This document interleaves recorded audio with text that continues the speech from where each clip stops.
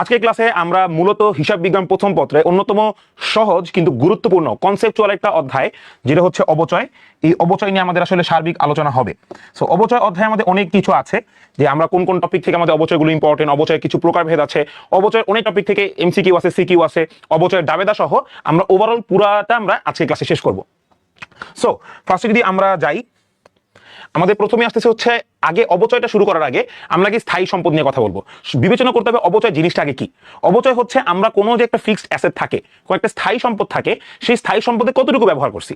তো এটাই হচ্ছে মূলত অবচয়। যতটুকু আমি একটা স্থায়ী সম্পদে ব্যবহার করবো, যেটাকে আমরা ইজারা সম্পত্তির ভাষায় বলি অবলোপন, বিজ্ঞাপনের ক্ষেত্রে বলি হচ্ছে অবলোপন, ঠিক একইভাবে আমাদের স্থায়ী সম্পত্তির ক্ষেত্রে বিষয়টা অবচয় হয়ে দাঁড়ায়, যেটা আমি এই বছর ব্যবহার করবো, বা একটা স্থায়ী সম্পদের মূল্যটাকে কয়েকটা ভাগে বিভিন্ন হিসাবকালের মধ্যে আমরা বন্টন করতেছি।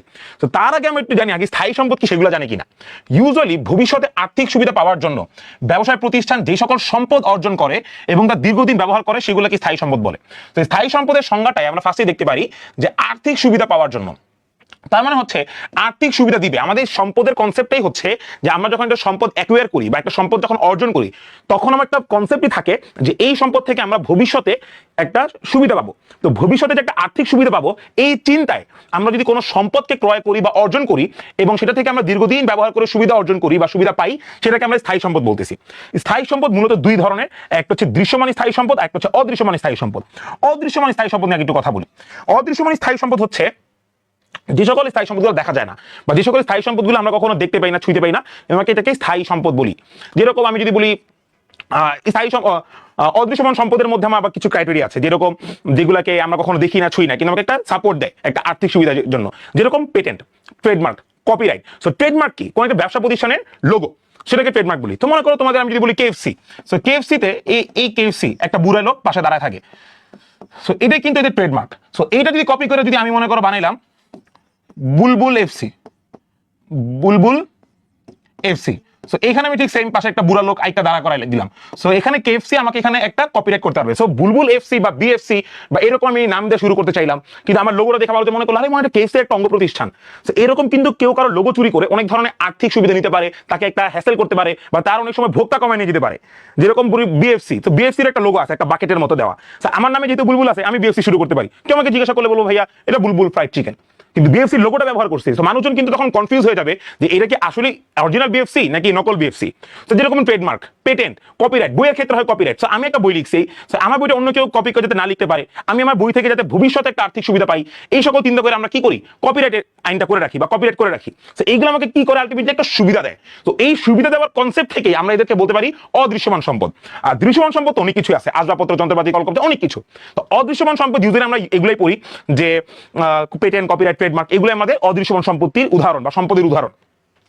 আর দৃশ্যমান তো আমরা ভাই ইউজুয়ালি যেগুলো বলি, দৃশ্যমানের মধ্যে আমাদের বিভিন্ন ক্রাইটেরিয়া আছে, যে দৃশ্যমান কি কি হয়, ভূমি টুমি এগুলা ভুগি চুকি আমরা এটা পড়ি।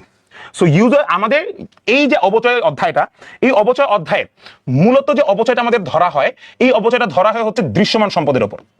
মেইনলি আমরা দৃশ্যমান সম্পদের উপর অবচয়টা ধার্য করি। তো দৃশ্যমান সম্পদের উপর যেহেতু অবচয়টা ধার্য করি, সেহেতু অবচয়টা কি আগেই বলে ফেলছি। অবচয় হচ্ছে সম্পদের, যদি আমি বুকিশ নলেজে না যাই, সম্পদের যতটুকু আমি ব্যবহার করতেছি, সম্পদের যতটুকু আমার এই বছর খরচ হচ্ছে, সেটাকে আমরা অবচয় বলি।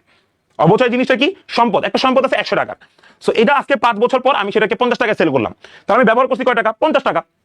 তাহলে এই 50 টাকায় আমি প্রথম বছরে কয় টাকা ব্যবহার করছি? 10 টাকা। দ্বিতীয় বছর কয় টাকা? 10 টাকা। এরকম কিন্তু। তো অবচয়ের মেইন জিনিসটা হচ্ছে যে আমি একটা সম্পত্তির কতটুকু অংশ ব্যবহার করতেছি, সেটাই হচ্ছে আমার কাছে অবচয়। যে সম্পদের মোট মূল্যকে তার কার্যকরী আয়ুষ্কালের মধ্যে সুশৃঙ্খল ও যুক্তিসঙ্গতভাবে বন্টন করার প্রক্রিয়া হচ্ছে অবচয়। সো আমি যেমন 100 টাকা দিয়ে একটা আইফোন কিনছি, তো এই 100 টাকাটা মনে করেন 5 বছর ব্যবহার করব, এই চিন্তা করে প্রতি বছর কিন্তু 10 টাকা 10 টাকা 10 টাকা 10 টাকা এবং 10 টাকার মধ্যে ভাগ করে দিছি। এটাই হচ্ছে অবচয়। তো প্রথম বছর কয় টাকা ব্যবহার করছি? এটা 10 টাকা, তাহলে প্রথম বছর অবচয় কত? 10 টাকা। দ্বিতীয় বছর কয় টাকা ব্যবহার করছি? 10 টাকা, তাহলে দ্বিতীয় বছর অবচয় কত? 10 টাকা। তৃতীয় বছর কয় টাকা ব্যবহার করছি? 10 টাকা। চতুর্থ বছর কত? 10। পঞ্চম বছর 10। তো ইউজুয়ালি আমার একটা সম্পদের যে মোট ক্রয় মূল্য বা একটা সম্পদের যে আমার মোট মূল্যকে আমি তার আয়ুষ্কাল দ্বারা কয় বছর ব্যবহার করবো, একটা আয়ুষ্কাল কিন্তু থাকে, সেই আয়ুষ্কালের মধ্যে বন্টন করে প্রতি বছর যেটা ব্যবহার করি, সেটি হচ্ছে মেইনলি আমার অবচয়। এটা একটা মূলত ব্যয় বন্টন প্রক্রিয়া, স্টার দিয়ে লিখে রাখো। অবচয় ইউজুয়ালি কি একটা ব্যয় বন্টন প্রক্রিয়া। এটা ইংরেজি শব্দ ডেপ্রিসিয়েশন, শব্দটি ল্যাটিন শব্দ ডেপ্রিটিয়াম থেকে আসছে। সো এই অবচয়ের ইংরেজি প্রতিশব্দ কি ডেপ্রিসিয়েশন, এবং ডেপ্রিসিয়েশন শব্দটা ল্যাটিন শব্দ থেকে আসছে ডেপ্রিটিয়াম। ইউজুয়ালি দেখবা অ্যাকাউন্টিং এর যত টার্ম বা ম্যানেজমেন্টের অনেক টার্ম দেখবা ল্যাটিন শব্দ থেকে আসে, ঠিক আছে? ল্যাটিন শব্দ ডেপ্রিটিয়াম থেকে আসছে। এক কথা অবচয় বলতে সম্পদের মূল্যকে হ্রাস পাওয়াকে বোঝায়। এখন এইটা একটু কথা বলি, অবচয় বলতে সম্পদের মূল্যকে হ্রাস পাওয়াকে বোঝায়। কেমনি সম্পদের মূল্যকে হ্রাস পায়? তোমরা আমাকে বলতে পারো যে ভাইয়া আপনি তো বলছেন অবচয় হচ্ছে ব্যয় বন্টন প্রক্রিয়া, আপনি যতটুকু ব্যবহার করতেছেন সেটাকে অবচয় বলতেছি, তো সম্পদের মূল্য কেমনে হ্রাস পায়? সো দেখো, এই যে আমরা যে এইটা ভাগ করছিলাম যে 100 টাকা 5 বছরের মধ্যে ভাগ করছি, তো প্রথম বছর যখন 10 টাকা ব্যবহার করে ফেলতেছি, তাহলে প্রথম বছর শেষে কয় টাকা রইলো? 90 টাকা রইলো না? দ্বিতীয় বছর যখন আরো 10 টাকা ব্যবহার করতেছি, তখন 90 টাকা থেকে আরো 10 টাকা মাইনাস গেল, কত টাকা? 80 টাকা রইলো। তৃতীয় বছর আরো 10 টাকা ব্যবহার করতেছি, এই 80 টাকার মধ্যে কয় টাকা রইলো? 70 টাকা। পরের বছর 60 টাকা, এর পরের বছর 50 টাকা। আলটিমেটলি প্রতি বছর অবচয়ের কারণে আমার সম্পত্তির ভ্যালুটা যে ছিল এটা কি ভাই আলটিমেটলি হ্রাস পাচ্ছে না? তো দ্যাট ইজ ওয়াই অবচয়কে সম্পদের মূল্য হ্রাস পাওয়াকে বোঝায়। অবচয় কোন নীতি? হিসাব বিজ্ঞানে তোমরা যেহেতু ফুল সিলেবাসের স্টুডেন্ট, তোমাদের একটা মেইন কনসেপ্ট হচ্ছে ভাই এটাকে প্রত্যেকটা অধ্যায়ের, আজকে এটা অবচয় হোক, কার্যপত্র হোক, সমাপনী দাখিলা হোক, সমন্বয় দাখিলা হোক, সবকিছু হিসাব বিজ্ঞানে কোন নীতিমালা থেকে আসছে সেটা জানতে হবে। সো আমাদের এই অবচয়টা আসছে হিসাব বিজ্ঞানে আয় ব্যয় স্বীকৃতি নীতিমালা থেকে, এবং মানে 1994 সালে কোম্পানি আইনে বিধান অনুযায়ী IAS 16 অনুযায়ী অবচয় ধার্য করা বাধ্যতামূলক। অবচয় তোমাকে মাস্ট বি ধার্য করতে হবে, কারণ তুমি প্রতি বছর ব্যবহার করতেছো, কিন্তু তুমি কোনো সম্পদের অংশ ব্যবহার করতেছো, সেটা মাইনাস দিবা না, সেটা হবে না। কারণ তুমি যখন ব্যবহার করতেছো সম্পদের মূল্যটা হ্রাস পায়। মনে করো আমার এই আইফোনটা আমি যখন ব্যবহার করতেছি ভাইয়া, এই আইফোনটা প্রতি বছর আমি মানে এটা আমি কিনছিলাম মনে করো সাপোজ 1 লাখ টাকা দিয়ে, তো এই 1 লাখ টাকা দিয়ে যে কিনছি এটাকে আমি আজকে থেকে 2 বছর পর 1 লাখ টাকা সেল করতে পারবো? পারবো না। কেন পারবো না? কারণ আমি ভাইয়া 2 বছর ইউজ করছি, এটাকে ইউজ করার কারণে এটা ভ্যালুটা কমছে, এইটার যে 1 লাখ টাকা সেখান থেকে ইউজ করছি, তো 2 বছর মনে করো 20-40 হাজার টাকা ইউজ করছি, তাহলে 2 বছর শেষে এটাকে কয় টাকা বিক্রি করতে পারবো? 60,000। তাহলে 2 বছর শেষে কেন 60,000 টাকা সেল করতেছি, কেন 1 লাখ টাকা সেল করতে পারতেছি না? কারণ এই 2 বছর আমি জিনিসটা ব্যবহার করছি। দ্যাট ইজ ওয়াই আমাকে অবচয় ধার্য করা বাধ্যতামূলক। অবচয় ধার্য না করলে তুমি এটাকে ক্যালকুলেশন করাইতে পারবে না। ওকে, এইবার সবচেয়ে গুরুত্বপূর্ণ কনসেপ্ট অবচয়, যেই লাউ সেই কদু। এটা ইউজুয়ালি একটু ডিফারেন্ট সাইডের নাম, তোমরা জানো আমি বিভিন্ন ডিফারেন্ট সাইডের নাম ব্যবহার করি।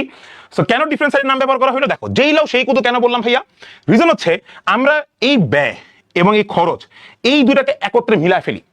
আমরা ব্যয় এবং খরচটাকে একত্রে মিলায় ফেলি। ভাইয়া ব্যয় এবং খরচ কিন্তু সেম না। আমরা ইউজুয়ালি যখন 9-10-এ পড়ি যে A = L + OE, তখন ওইতে আমার যে CRED এক্সপেন্স জিনিসটাকে কিন্তু আমরা অনেক সময় ব্যয় বলি, খরচ বলি, আমরা আমাদের মতো করে বলি। সো আলটিমেটলি ব্যয় আর খরচ দুইটা কিন্তু সেম না। ব্যয়কে ইউজুয়ালি আমরা এক্সপেন্স হিসেবে দেখাই, খরচকে ইউজুয়ালি কস্ট হিসেবে বলি। কি বলি? কস্ট। সো ব্যয়টা আমার প্রযোজ্য হচ্ছে যখন আমি কোনো সম্পদ ক্রয় করব, এটা একটু মনোযোগ দিয়ে দেখবা। ব্যয়টা কখন আমার কাউন্টেবল? যখন আমি এটাকে কোনো সম্পদ ক্রয় করতেছি। তো সম্পদ যখন কোনো ক্রয় করতেছি তখন হচ্ছে আমার ব্যয়টা কাউন্টেবল। তার মানে আমি যখন কোনো ব্যয় হবে, এই ব্যয়ের বিপরীতে আমার একটা সম্পদ থাকবে, ব্যয়ের বিপরীতে আমার একটা সম্পদ থাকবে, তখন আমরা সেটাকে ব্যয় বলবো। মনে করো আমি বললাম যে আমি মনে করো খাইতে গেছি, তো খাওয়াটা কিন্তু মানে কোম্পানির দিক থেকে কোম্পানি এমপ্লয়ীদের খাওয়াইছি, এটাকে কিন্তু আমি ব্যয় বলতে পারবো না, কারণ এই খাওয়ানোর বদলে আমার কোম্পানিতে কোনো অ্যাসেট বা কোনো কিছু আসে নাই।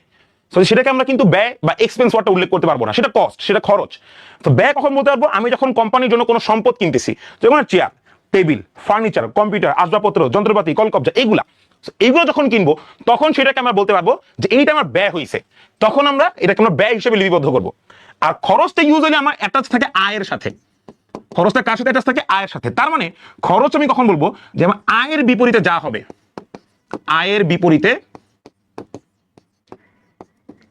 যা হবে, সেটাকে আমরা ইউজুয়ালি খরচ বলি। যেরকম তোমাদেরকে বলা হইলো যে পণ্য ক্রয় পরিবহন, এখন ক্রয় পরিবহনটা আমি কি ব্যয় না খরচ? অনেকে বলে ব্যয়, অনেকে বলে খরচ। কিন্তু ক্রয় পরিবহনটা কেন করা হয়েছে? যাতে আমি পণ্যটা ক্রয় করে এনে সেটাকে বিক্রি করতে পারি, বিক্রি করলে আয় হবে, তাহলে এটাকে আয়ের বিপরীতে না হইলো না? তখন সেটাকে আমরা খরচ বলবো। ইউজুয়ালি এক কথায় সুন্দর মতো মাথায় রাখবা, ব্যয় হচ্ছে এক্সপেন্স, যেটা ইউজুয়ালি আমরা কোনো সম্পত্তি কেনার ক্ষেত্রে ব্যয়, মানে সম্পত্তি কেনার ক্ষেত্রে ইউজ করি। প্রতিষ্ঠানে সম্পত্তি আসছে, সেটাকে আমরা ব্যয় বলবো। কিন্তু যখন আয়ের বিপরীতে কিছু হবে, কিংবা যখন আমি দেখবো যে আচ্ছা ভাই আমার আয় হইতেছে, মানে আয়ের জন্য কাজটা করতেছি, আয়ের জন্য টাকাটা যাচ্ছে, খরচ ব্যয় দুইটার ক্ষেত্রে কিন্তু টাকা প্রতিষ্ঠান থেকে চলে যায়, কিন্তু একটা কনসেপ্ট হবে ব্যয়ের জন্য, যখন সম্পত্তি কেনার জন্য টাকাটা চলে যাবে। আর একটা হচ্ছে ওকে আমার ইন দ্য নিয়ার ফিউচার আয় হবে, সো আয়ের জন্য আমি এখন টাকাটা দিয়ে দিচ্ছি, তখন সেটাকে আমরা খরচ বলবো। দুইটা এখানে ডিফারেন্স আছে।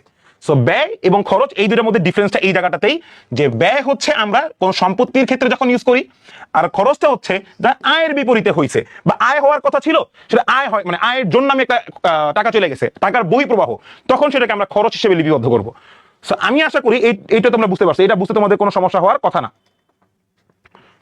এইটুকু কি বুঝতে পারছি আমরা?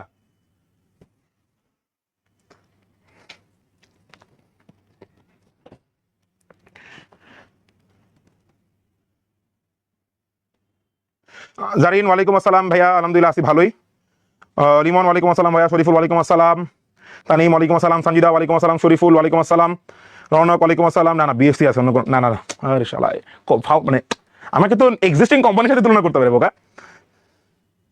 প্রতি সম্পদ, তাসফিয়া প্রতি সম্পদ, হ্যাঁ ব্যয় একটা প্রতি সম্পদ। কি অবচয়? অবচয় প্রতি সম্পদ না, অবচয় তো প্রতি সম্পদ না। পুঞ্জীভূত অবচয় প্রতি সম্পদ। সামনে পড়া অস্থির হয়ে গেছে কেন? পুঞ্জীভূত অবচয় প্রতি সম্পদ, অবচয় খরচ। ফারিয়া ওয়ালাইকুম আসসালাম, স্নিগ্ধা ওয়ালাইকুম আসসালাম, প্রসন্ন ওয়ালাইকুম আসসালাম। আচ্ছা খরচটা আরেকবার, খরচটা এক কথায় আমি শেষ করি। খরচ হচ্ছে আয়ের বিপরীতে করো, তুমি বাদ দাও খরচ ফরচ বুঝো না, ব্যয় বুঝো না। এক কথা মনে রাখবা, সম্পত্তি কেনার লেগে টাকা গেছে, কোন একটা টাকা বিপরীতে সম্পত্তি আসছে, সেটা ব্যয়। এর বাদে আল্লাহর দুনিয়া যত জায়গায় টাকা যাইবো সেটা আমার খরচ, শেষ এক কথায়। বাস তোমার এত ঝামেলায় বা এত মানে তোমার দ্বিধাদ্বন্দ্বে ভুগো না, তাহলে আমার জন্য খারাপ লাগবে। ওকে,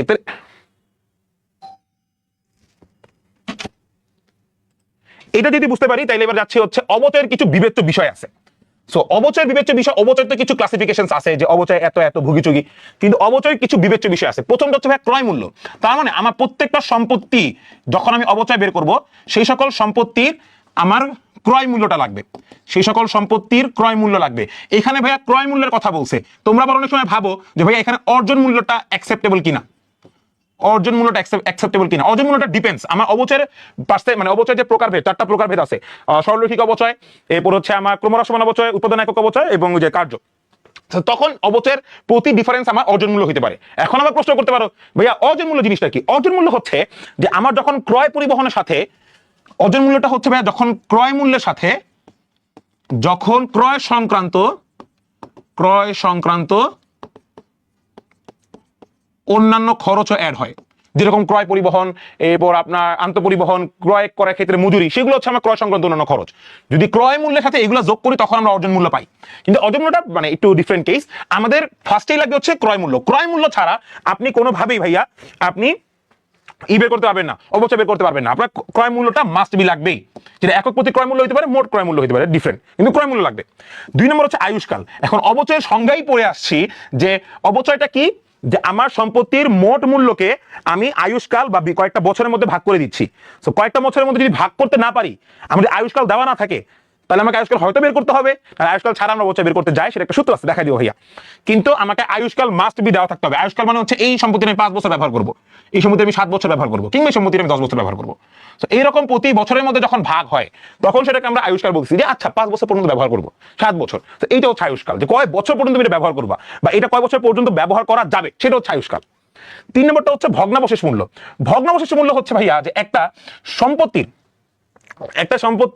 যখন আমার তুমি অবচয় ধার্য করবা, তখন একটা আয়ুষ্কাল শেষে তো অবচয় ধার্য করবা। তো এটা কত টাকায় মানে সেল করা যাবে, তুমি ওই বছর শেষে কত টাকা এটা অবশিষ্ট রয়েছে বা এটা কত টাকায় একটা ফাইনাল, সেটা হচ্ছে আমার কাছে ভগ্নাবশেষ মূল্য। যেরকম যদি একটা উদাহরণ বলি, তোমার কাছে মনে করো 100 টাকা একটা সম্পত্তি আছে, ঠিক আছে ভাইয়া। তো 5 বছর পর তুমি মনে ধরো 5 বছর পর সেটা তো তোমার কাছে এই সম্পত্তিটা ব্যবহারযোগ্য কিংবা অব্যবহৃত যোগ্য, তোমার 5 বছর পর হইলো হচ্ছে 20 টাকা। এই 20 টাকাটা হচ্ছে আমার ভগ্নাবশেষ মূল্য, যে একটা কতটুকু অবশিষ্ট আছে, একটা সম্পত্তির কতটুকু অংশ অবশিষ্ট আছে, সেটাই হচ্ছে ভগ্নাবশেষ মূল্য। যে আজকে থেকে 5 বছর পর, অবভিয়াসলি 5 বছর না, এটা আয়ুষ্কালের উপর ডিপেন্ড করবে, আয়ুষ্কাল পর এটা কতটুকু অবশিষ্ট আছে, সেটা হচ্ছে ভগ্নাবশেষ মূল্য। সো ভগ্নাবশেষ মূল্য আমার অবচয় বিবেচ্য বিষয়, কিন্তু অনেক সময় যে ক্রমহ্রাসমানের ক্ষেত্রে ভগ্নাবশেষ মূল্য বিবেচ্য বিষয় না। কিন্তু পুরো অবচয় যদি তোমাকে জিজ্ঞাসা করা হয় যে পুরো অবচয় বিবেচ্য বিষয় কয়টা, পুরো অবচয় বিবেচ্য বিষয় 3টা, ক্রয় মূল্য, আয়ুষ্কাল, ভগ্নাবশেষ মূল্য, এটা মাথায় রাখবা। অবচয় বিবেচ্য বিষয় কয়টা? 3টা, ক্রয় মূল্য, আয়ুষ্কাল, ভগ্নাবশেষ মূল্য। ঠিক আছে ভাইয়া, এইটুকু খালি মাথায় রাখবা। ক্রয় মূল্য কি, মানে যত টাকা আমি ক্রয় করছি। আয়ুষ্কাল কি, কয় বছর পর্যন্ত ব্যবহার করা যাবে। ভগ্নাবশেষ মূল্য কি, একটা সার্টেন টাইম পর কতটুকু আর বাকি রইলো, সেটা হচ্ছে ভগ্নাবশেষ। ভগ্নাবশেষ কি মানে কতটুকু আমার বাকি রইল, কতটুকু এখানে আমি ইউজ করছি, করার পর কতটুকু বাকি আছে, সেটাকে আমরা ভগ্নাবশেষ মূল্য দ্বারা হিসাব করি। ওকে, এইবার হচ্ছে অবচয়ের অনেকগুলো বিসমিল্লাহ বলে ক্রাইটেরিয়া আছে যে অবচয় ধার্যের পদ্ধতি ভাইয়া। তো অবচয় ধার্যের পদ্ধতি আসলে অনেকটা, ইউজুয়ালি দুইটা পদ্ধতি, একটা হচ্ছে সময় ভিত্তিক পদ্ধতি আর একটা হচ্ছে কার্যভিত্তিক পদ্ধতি। তো এত কিছুর মধ্যে আমরা আসলে সব পড়ি না, আমরা পড়বো হচ্ছে সরলরৈখিক পদ্ধতি, ক্রমহ্রাসমান পদ্ধতি, বর্ষ সংখ্যা পদ্ধতি, আর হচ্ছে উৎপাদন একক পদ্ধতি। কর্মঘণ্টা পদ্ধতি আর দূরত্ব বা মাইলেজ এটা আমরা পড়বো না, এর মধ্যে ইউজুয়ালি আসে না। কিন্তু আমাদের অবচয়েরও তোমাকে যদি জিজ্ঞাসা করা হয় অবচয় ধার্যের পদ্ধতি কয়টা, অবচয় ধার্যের পদ্ধতি বলবা 3টা, অ্যাডমিশনে গিয়ে কইবা 6টা, কিন্তু একাডেমিকে বলবা 4টা। কি কি? সরলরৈখিক পদ্ধতি, ক্রমহ্রাসমান পদ্ধতি, বর্ষ সংখ্যা একক পদ্ধতি, উৎপাদন একক পদ্ধতি। টোটাল হচ্ছে 4টা অবচয় ধার্যের পদ্ধতি। অ্যাডমিশনের ক্ষেত্রে গেলে 4টা কিন্তু বলবো না, তখন আমরা ডিফারেন্ট হয়ে যাবো। অ্যাডমিশনে কিন্তু যে মাইলেজ আছে, কর্মঘণ্টা আছে, অ্যাডমিশনে এগুলো আছে, কিন্তু একাডেমিকে নাই। একাডেমিকে 4টাই, সরলরৈখিক, বর্ষ সংখ্যা, ক্রমহ্রাসমান, উৎপাদন একক, এই 4টা পদ্ধতি আমার অবচয় ধার্যের ক্ষেত্রে প্রযোজ্য। ওকে, আমরা এখন দেখবো যে সরলরৈখিক পদ্ধতিতে আসলে কিভাবে অবচয়টা ধার্য করা যায়। একটু পর্যন্ত সবাই বুঝতে পারছি? এখন আমরা সরলরৈখিক শুরু করব।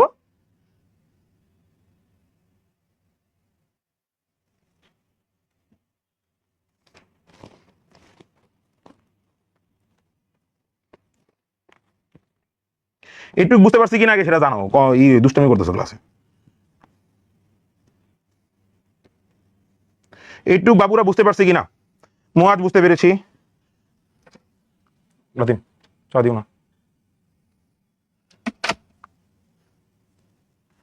শরীফ বুঝতে পারছি, সুলতানা বলো, দীপা বলো, রিমন বলছে ক্লিয়ার, এরপর শিলা ক্লিয়ার। এত কেয়ার রিয়াক্ট ফারিবা, ওয়াও তুমি তো। আগের সাইডটা একটু দেন, আগের সাইডে কি দিব? ও আচ্ছা, আগের সাইডটা, আচ্ছা স্ক্রিনশট নিতে পারো, তুলে নিতে পারো। Concept clear. ইউজুয়ালি অবচয়ের ক্ষেত্রে আমাদের কয়েকটা জিনিস লাগে, অবচয় ধার্যকরণ পদ্ধতি, এরপর হচ্ছে আমার অবচয় ধার্যকরণ পদ্ধতি, এরপর হচ্ছে কি কি আছে আর, অবচয় ধার্যকরণ পদ্ধতি, এরপর অবচয় জাবেদা, এরপর হিসাব মানে তোমার খতিয়ান, এই আর লাভ ক্ষতি বের করতে পারে, এটা বাদে আর কিছু নাই।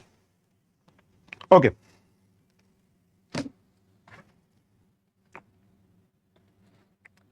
সরলরৈখিক পদ্ধতিতে আমরা একটা জিনিস একটু খেয়াল করব, আমাদের কয়েকটা ভাগে ভাগ করা হয়েছে। আমি তোমাদেরকে বলি, আমাদের ফার্স্ট কাজ হচ্ছে সরলরৈখিক পদ্ধতিতে অবচয়যোগ্য মূল্যটা বের করা। অবচয়যোগ্য মূল্যটা কি? মানে একটা সম্পত্তির কতটুকুর ওপর, কোন মূল্যের উপর আমি অবচয় ধরবো, সেটা হচ্ছে অবচয়যোগ্য মূল্য। যেমন একটা সম্পত্তির সব টাকার উপর কিন্তু আমার অবচয় ধরা যায় না, এখান থেকে কিছু টাকা অবশিষ্ট আছে, কিছু টাকা নষ্ট হয়েছে, হ্যান ত্যান ভুগিচুগি, যতটুকুর উপর আমি অবচয় ধরবো সেটাকে বলা হয় অবচয়যোগ্য মূল্য। এটা সূত্রটা কি ভাইয়া? ক্রয় মূল্য বা অর্জন মূল্য। অর্জন মূল্য আমি মানে বলে দিচ্ছি অলরেডি। যদি আমার কখনো শুধু ক্রয় মূল্য দেওয়া থাকে তাহলে আমি শুধু ক্রয় মূল্য আনবো, যদি কখনো আমাকে ক্রয় মূল্যের পাশাপাশি ক্রয় সংক্রান্ত অন্যান্য খরচ দেওয়া থাকে সেগুলো যোগ করে আমি অর্জন মূল্য বলবো।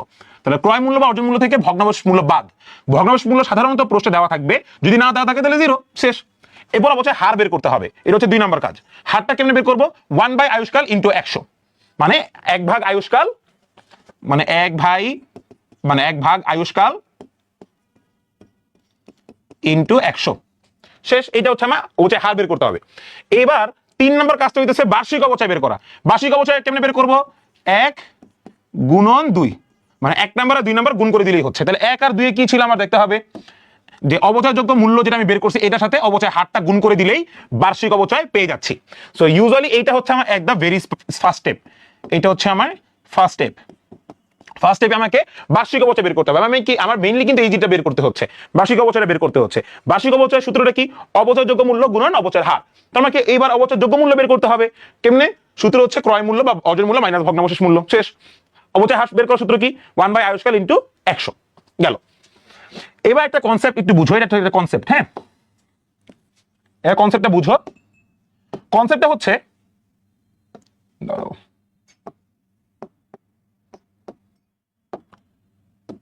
যে পুঞ্জীভূত অবচয় জিনিসটা কি, যেটা আমাকে, যেটা হচ্ছে পুঞ্জীভূত অবচয় হচ্ছে প্রতি সম্পদ হিসাব। এটা লিখা রাখো, প্রতি সম্পদটা কি পরে বুঝো মনে। পুঞ্জীভূত অবচয় হচ্ছে প্রতি সম্পদ হিসাব। তো প্রতি সম্পদ বা পুঞ্জীভূত অবচয় ইউজুয়ালি হচ্ছে একাধিক বছরের যে বার্ষিক অবচয়। পুঞ্জীভূত অবচয় মানে কি? একাধিক বছরের বার্ষিক অবচয়। তো একটা জিনিস তোমাদেরকে আমি একটু দেখাই, দেখো। আমরা এখানে ফার্স্টে বের করছিলাম না ভাইয়া, যে 100 টাকায় আমি 5 বছরে বন্টন করব, তাহলে প্রতি বছর কত টাকা করে হচ্ছে, মানে 5 বছর আয়ুষ্কাল বা 5 বছরই, তাহলে আমি অবচয়টা 5 বছরের মধ্যে ভাগ করব, তাহলে প্রতি বছর 10 টাকা করে হয় 50 টাকা। তার 50 টাকায় ব্যবহার করছি। তো এবার মনে করো প্রথম বছরে তো অবচয় 10 টাকা, দ্বিতীয় বছরে অবচয় 10 টাকা। এবার যদি তোমাকে জিজ্ঞাসা করে দ্বিতীয় বছরের পুঞ্জীভূত অবচয় কত, তখন এই দুটো যোগ করে আমরা বলবো তখন 20 টাকা পুঞ্জীভূত অবচয়। আবার যদি জিজ্ঞাসা করে দ্বিতীয় বছরের পুঞ্জীভূত অবচয় কত বা এরকম, তাহলে তখন এভাবে যোগ যাবে। পুঞ্জীভূত অবচয় হচ্ছে যখন দুইটা বছর বা একাধিক বছরের অবচয়গুলো যোগ করে পাই। এই যে 50 টাকার কথা বললাম না ভাইয়া, এই 50 টাকা কিন্তু পুঞ্জীভূত অবচয়, অবচয় না কিন্তু। বার্ষিক অবচয় হচ্ছে প্রতি বছরের অবচয়। বার্ষিক মানে কি? প্রতি বছর, এক বছরের বার্ষিক অবচয় হয়তো 10 টাকা, কিন্তু ওভারঅল তার মানে পুঞ্জীভূত অবচয় সেটা হচ্ছে আমার 50 টাকা। সো পুঞ্জীভূত অবচয় মানে কি? একাধিক বছর, যে প্রথম বছরে কখনো পুঞ্জীভূত অবচয় হয় না। প্রথম বছরে বার্ষিক অবচয় যা, পুঞ্জীভূত অবচয় তাই, কারণ প্রথম বছরের আগে কখনো অবচয় হয় না। দ্বিতীয় বছরের পুঞ্জীভূত অবচয় কত? প্রথম বছরের বার্ষিক অবচয় যোগ দ্বিতীয় বছরের বার্ষিক অবচয় 20 টাকা। তৃতীয় বছরের বার্ষিক অবচয় কত? দ্বিতীয় বছরের বার্ষিক অবচয় প্লাস তৃতীয় বছরের বার্ষিক অবচয় 20 টাকা। এইরকম আমার পুঞ্জীভূত অবচয় যোগ বিয়োগ করতে হয়। আমি এটা দেখাই দিব পরে আস্তে ধীরে। সো পুঞ্জীভূত অবচয় কি? একাধিক বছরের বার্ষিক অবচয় এর যোগফলটাই হচ্ছে পুঞ্জীভূত অবচয়। গেল। এইবার হচ্ছে আমার স্টেপ 2। এবার কি আমাদের ভাইয়া স্টেপ 2 এইটা, এটা হচ্ছে সেকেন্ড স্টেপ। সেকেন্ড স্টেপটাই আমার ইউজুয়ালি প্রশ্নে আসে। সো সেকেন্ড স্টেপটাই বের করার জন্য আমাদের প্রথম স্টেপগুলো করে আসতে হয়। দেখো ভাইয়া সেকেন্ড স্টেপে কি বোঝায় তোমাদের? বহিমূল্য বা পুস্তক মূল্য কত। ভাইয়া বহিমূল্য জিনিসটা কি? বহিমূল্য মানে হচ্ছে তুমি কত টাকায় বা তোমার কত টাকায় জিনিসটা সেল করতে পারবা বাজারে, এইটা হচ্ছে বহিমূল্য। অর্থাৎ যেই টাকায় তোমার লাভ হবে না, লস হবে না, তুমি যেই টাকায় বাজারে সেল করতে পারবা কয়েকটা সম্পত্তি, সেটাই হচ্ছে বহিমূল্য। সো মনে করো এখানে বহিমূল্যের সূত্রটা হচ্ছে ক্রয় মূল্য মাইনাস পুঞ্জীভূত অবচয়। সো সাপোজ তোমার ক্রয় মূল্য ছিল হচ্ছে 100 টাকা, এখান থেকে পুঞ্জীভূত অবচয় 5 বছর হয়েছে 50 টাকা। 5 বছরের প্রতি বছর 10 টাকা করে হইলে 5 বছরের পুঞ্জীভূত কত? 50 টাকা। সো এইবার এই ক্রয় মূল্য থেকে এই পুঞ্জীভূত অবচয় 50 টাকা বাদ দিলে থাকে হচ্ছে 50 টাকা। এই 50 টাকা হচ্ছে আমার বহিমূল্য। এই 50 টাকা কি? আমার বহিমূল্য। তার মানে যেই মূল্যে তোমার কাছে 100 টাকা সম্পত্তি ছিল, সেখান থেকে তুমি 50 টাকা ব্যবহার করছো, যেটাকে আমি পুঞ্জীভূত অবচয় বলতেছি, তাহলে আর রইলো কয় টাকা? বাকি 50 টাকা রইলো। তাহলে এই 50 টাকাটাই হচ্ছে আমার বহিমূল্য, যেটা তুমি বাজারে সেল করলে তোমার লাভ বা ক্ষতি কিছুই হবে না। একটু এই মূল্যে তুমি সেল করতে পারবা। এটা নিচে আসলে ক্ষতি, উপরে গেলে লাভ। তো যেই মূল্যে তুমি বাজারে সেল করতে পারবা সেটাকে বলা হচ্ছে কি? পুঞ্জীভূত বহিমূল্য বা পুস্তক মূল্য। পুস্তক মূল্য মানে হচ্ছে বুক ভ্যালু, যেটুকু তুমি সেল করতে পারবা। এইবার আমার এবার আসতেছে হচ্ছে 2 নম্বরে, 4 নম্বর স্টেপ, 5 নম্বর লাভ বা ক্ষতি। তার মানে তোমার মনে করো বহিমূল্য দাঁড়াইছে 50 টাকা, ঠিক আছে? তুমি 50 টাকা সেল করলে লাভ ক্ষতি কিছুই হবে না। তুমি সেল করছো 70 টাকায়, তোমার 70 টাকা হচ্ছে বিক্রয় মূল্য। তাহলে তোমার যদি 50 টাকায় বুক ভ্যালু দাঁড়ায় বা 50 টাকায় তুমি সেল করতে পারবা, তুমি 70 টাকায় সেল করো, তাহলে কি 20 টাকা লাভ না ভাইয়া তোমার? আবার তুমি যদি 50 টাকা ভ্যালু হয়েছে, তুমি যদি সেল করো 40 টাকায়, তাহলে কি আবার তোমার এখানে 10 টাকা ক্ষতি না? সো আমরা লাভ ক্ষতিটা কেমনে বের করি? এটা হচ্ছে বিক্রয় মূল্য থেকে বহিমূল্য মাইনাস দিব। যদি দেখা যায় বিক্রয় মূল্য থেকে বহিমূল্য মাইনাস দিলে প্লাস ফিগারে আসতেছে, তাহলে লাভ। বিক্রয় মূল্য থেকে বহিমূল্য মাইনাস দিয়ে যদি মাইনাস ফিগারে আসতেছে, তার মানে ক্ষতি, শেষ। সো এটা হচ্ছে আমার ফাইনাল স্টেপ সরলরৈখিকের জন্য। কারণ সরলরৈখিকে আমাকে ইউজুয়ালি ক নাম্বারে জানতে চাই সর্বোচ্চ হইলে বার্ষিক অবচয়ের পরিমাণ, ক নাম্বারে জানতে চাই অবচয়ের হার কত, বা ক নাম্বারে জানতে চাই অবচয়যোগ্য মূল্য কত, এরপর খ নাম্বারে জানতে চাই সম্পত্তির লাভ ক্ষতি কত। লাভ ক্ষতি তোমাকে এখানে পুঞ্জীভূত অবচয় বের করার জন্যই ইউজুয়ালি তোমাকে বার্ষিক অবচয় লাগবে। এবার শোনো মোদ্দা কথা, সরলরৈখিক পদ্ধতিটা কি? সরলরৈখিক পদ্ধতি হচ্ছে প্রতি বছরে অবচয়ের পরিমাণ সেম থাকবে। তার মানে প্রথম বছরের অবচয় যদি 10 টাকা হয়, দ্বিতীয় বছরের অবচয় 10 টাকা, তৃতীয় বছরের অবচয় 10 টাকা, চতুর্থ বছরের অবচয় 10 টাকা, পঞ্চম বছরের অবচয় 10 টাকা। প্রতি বছরের অবচয় পরিমাণ একটা সরলরৈখিক রেখার মতো থাকবে। তার মানে প্রতি বছরের অবচয়ের পরিমাণ সমান। সরলরৈখিক রেখা যেরকম সমান থাকে, সরলরৈখিক পদ্ধতিতেও সেম, প্রতি বছর অবচয়ের পরিমাণ সমান থাকবে। সো আমার যখন বার্ষিক অবচয় প্রতি বছর 10 করে যাবে 5 বছর পর্যন্ত, সো এই 5 বছরের যে বার্ষিক অবচয়, এই সবগুলো যোগ করে দিলেই কি আমি তো পুঞ্জীভূত অবচয় পাচ্ছি। তো এই পুঞ্জীভূত অবচয় বের করার জন্যই আমার বার্ষিক অবচয় বের করতে হয়েছে। আর বার্ষিক অবচয় বের করতে আমার অবচয়যোগ্য মূল্য আর অবচয় হার লাগে। এই যে অবচয়যোগ্য মূল্য অবচয় হার বের করছি। আমার কথা কি ক্লিয়ার? এইটুকু আমি আশা করি যে তোমাদের সব পানি ভাত হয়ে যাওয়ার কথা। এইটুকু সবাই বুঝতে পারছি আমরা, ইনশাল্লাহ আশা করা যায়। এইটুকু তো সবাই বোঝা গেছে আসলে, তাই না?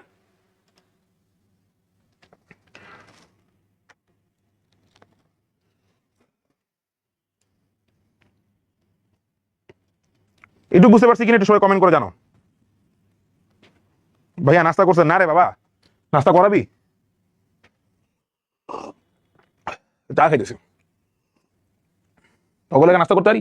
ও ভালো কথা, আজকে কিন্তু সিকিউ 50 দিনে 50টা সিকিউ বলছিলাম না, আজকে কিন্তু প্রথম সিকিউ আপলোড হবে রাত 11টায়। দেখো ভালোবাসা সীমাহীন, কোনো ভেজা থাকার কথাও না, আমি যেখানে থাকবো সেটাই পিওর। শাহির ওয়াটার। আজকে রাত 11টায় এমসিকিউ ফার্স্ট বের হচ্ছে। ওকে, সবাই ক্লিয়ার? এইবার তাহলে আমরা কথা বলি হচ্ছে ক্রমহ্রাসমান পদ্ধতি নিয়ে, ঠিক আছে? এই হচ্ছে আমাদের দ্বিতীয় পদ্ধতি, ক্রমহ্রাসমান। সো সরলরৈখিকটা একটু বেসিক্যালি ইজি, ক্রমহ্রাসমানটা একটু জটিল, ঠিক আছে? ক্রমহ্রাসমান পদ্ধতিটা একটু জটিল। ইউজুয়ালি ক্রমহ্রাসমান পদ্ধতি যখন বলে আমাদের কাছে, তখন আসলে আমাদের এত কিছু যায় ঝামেলার দরকার হয় না। ক্রমহ্রাসমান একটা সূত্র আছে, বা আমাদের ক্রমহ্রাসমানে একটা কয়েকটা জিনিস তোমাদের বিবেচ্য বিষয়, সেগুলোকে দেখাই। এরপর আমি আমার আবিষ্কার করা একটা সহজ টেকনিকে ক্রমহ্রাসমানটা করাই দিব। ক্রমহ্রাসমানে ফার্স্টেই দেখো, অবচয়যোগ্য মূল্য বিবেচ্য বিষয় না, একটা গুরুত্বপূর্ণ এমসিকিউ। ক্রমহ্রাসমানে কিন্তু অবচয়যোগ্য মূল্য বিবেচ্য বিষয় না। কেন বিবেচ্য বিষয় না? কারণ ক্রমহ্রাসমান মূল্যে ভগ্নাবশেষ মূল্য দরকার হয় না, দেওয়া থাকলেও আমরা নিব না। ভগ্নাবশেষ মূল্য এখানে নো নিড। সো ভগ্নাবশেষ মূল্য যদি আমার দরকারই না হয়, তাহলে অবচয়যোগ্য মূল্য আমার দরকার নাই। ক্রয় মূল্য যা, সেই ক্রয় মূল্যের উপরই বা অর্জন মূল্য, সেটার উপরে আমি সরাসরি পার্সেন্টেজ দিয়ে ভাগ করে বার্ষিক অবচয় বের করতে পারবো। একটা ইম্পর্টেন্ট কথা বলতে ভুলে গেছিলাম, সেটা হচ্ছে সরলরৈখিক পদ্ধতিতে তোমরা বিসমিল্লাহ বইলা আমার দেখা ম্যাক্সিমাম স্টুডেন্ট ভুল একটা জায়গায় করো। সেটা কি জানো? আসো তোমাদেরকে মানে কানে ধইরা দেখাই দিই। সেটা হচ্ছে দেখো, এখানে ভাইয়া কি লিখছি? ক্রয় মূল্য লিখছি না ভাইয়া? তোমরা ম্যাক্সিমাম কি জিনিসটা করো জানো? এখানে তোমরা অবচয়যোগ্য মূল্যটা নিয়ে আসো। এখানে কি করো? তোমরা অবচয়যোগ্য মূল্য নিয়ে আসো। তার মানে অবচয়যোগ্য, মনে করো ক্রয় মূল্য ছিল 100 টাকা, কিন্তু অবচয়যোগ্য মূল্য সাপোজ ধরো 90 টাকা। তোমরা এখানে কি করো জানো? এখানে 100 টাকা লিখো না, এখানে 90 টাকা গিয়ে লিখো। এটা ভুল ভাইয়া, এটা 100% ভুল। বারবার মাথায় রাখবো। আমি অনেক খাতা দেখছি, অনেক পোলাপাইন পড়াইছি জীবনে, আমি দেখছি ম্যাক্সিমাম স্টুডেন্ট তারা হুরার কারণে কি করে জানো? তারা কোশ্চেনের দিকে তাকায় না, তারা কোশ্চেনে দেখে না যে ঠিক আছে ভাই এখানে ক্রয় মূল্য বসে দেবো, ক্রয় মূল্য কত? 90 টাকা। আরে ছাগল, 90 টাকা তো তার অবচয়যোগ্য মূল্য। তুই এখানে অবচয়যোগ্য মূল্য বসাবি না, তুই এখানে ক্রয় মূল্যটা বসাবি। এটা মাথায় রেখে দিও। এখানে আমার ক্রয় মূল্যটা বসবে, তার মানে 90 টাকাটা বসবে, 100 টাকাটা বসবে। ভগ্নাবশেষ মূল্য বাদ দেওয়ার পর যে অবচয়যোগ্য মূল্য পাচ্ছি, সেটা কিন্তু বসবে না। এটা কিন্তু খুবই ইম্পর্টেন্ট, এটা কিন্তু একটু মাথায় রাখতে হবে তোমাদের, ঠিক আছে? ওকে, আমাদের এবার ইতে বলি, সেটা হচ্ছে ক্রমহ্রাসমানে আমাদের খালি ক্রয় মূল্যের উপর সরাসরি অবচয়ের হার ধরতে হয়। সো অবচয়ের হারে আমার নিয়মটা কি, সূত্রটা কি দেখো মনোযোগ দিয়ে। আমাদের সরলরৈখিকের সূত্রটা কি ছিল? যে 1 আয়ুষ্কাল ইন্টু 100। এটা কি সরলরৈখিকের সূত্র ছিল না? সরলরৈখিকে অবচয় হার বের করার সূত্র কি? 1 আয়ুষ্কাল ইন্টু 100। এবার এইটার সাথে আমরা 2 গুণ করে দিলেই আমাদের ক্রমহ্রাসমানে অবচয় হার বের করার সূত্র পেয়ে যাব। অর্থাৎ 1 আয়ুষ্কাল ইন্টু 100 গুণন 2, ঠিক আছে? এটাই আমার ক্রমহ্রাসমানে অবচয় হার বের করার সূত্র। খালি গুণন 2টা আলাদা রাস্তা মাথায় রেখো তোমরা। আর বার্ষিক অবচয় কেমনে বের করি, এটা আমি এগুলো তোমাদেরকে দেখাচ্ছি। মানে এগুলো হচ্ছে সেম, ঠিক আছে? এগুলো হচ্ছে সেম। আমি তোমাদের একটা মেইন সূত্রের মাধ্যমে একটু দেখাই দিব, বা তোমাদের একটা ছকের মাধ্যমে দেখাই দিব ভাইয়া, যেভাবে ইউজুয়ালি দেখাই যে আসলে ক্রমহ্রাসমান আমাদের যেরকম ভাইয়া সরলরৈখিক পদ্ধতি, ঠিক আছে? সরলরৈখিক পদ্ধতিতে আমাদের খুব ইজিলি ছক ছাড়া আমরা বের করতে পারি। কারণ আমরা জানি যে প্রথম বছরের অবচয় যা, যদি 40 বছর কয় 40 বছরের অবচয় সেম হবে। তো আমার এখানে আর কোনো কনসার্ন পার্টি থাকে না। কিন্তু ক্রমহ্রাসমান একটু ডিফারেন্ট কেস। ক্রমহ্রাসমানটা একটু তোমরা মনোযোগ দিয়ে দেখো।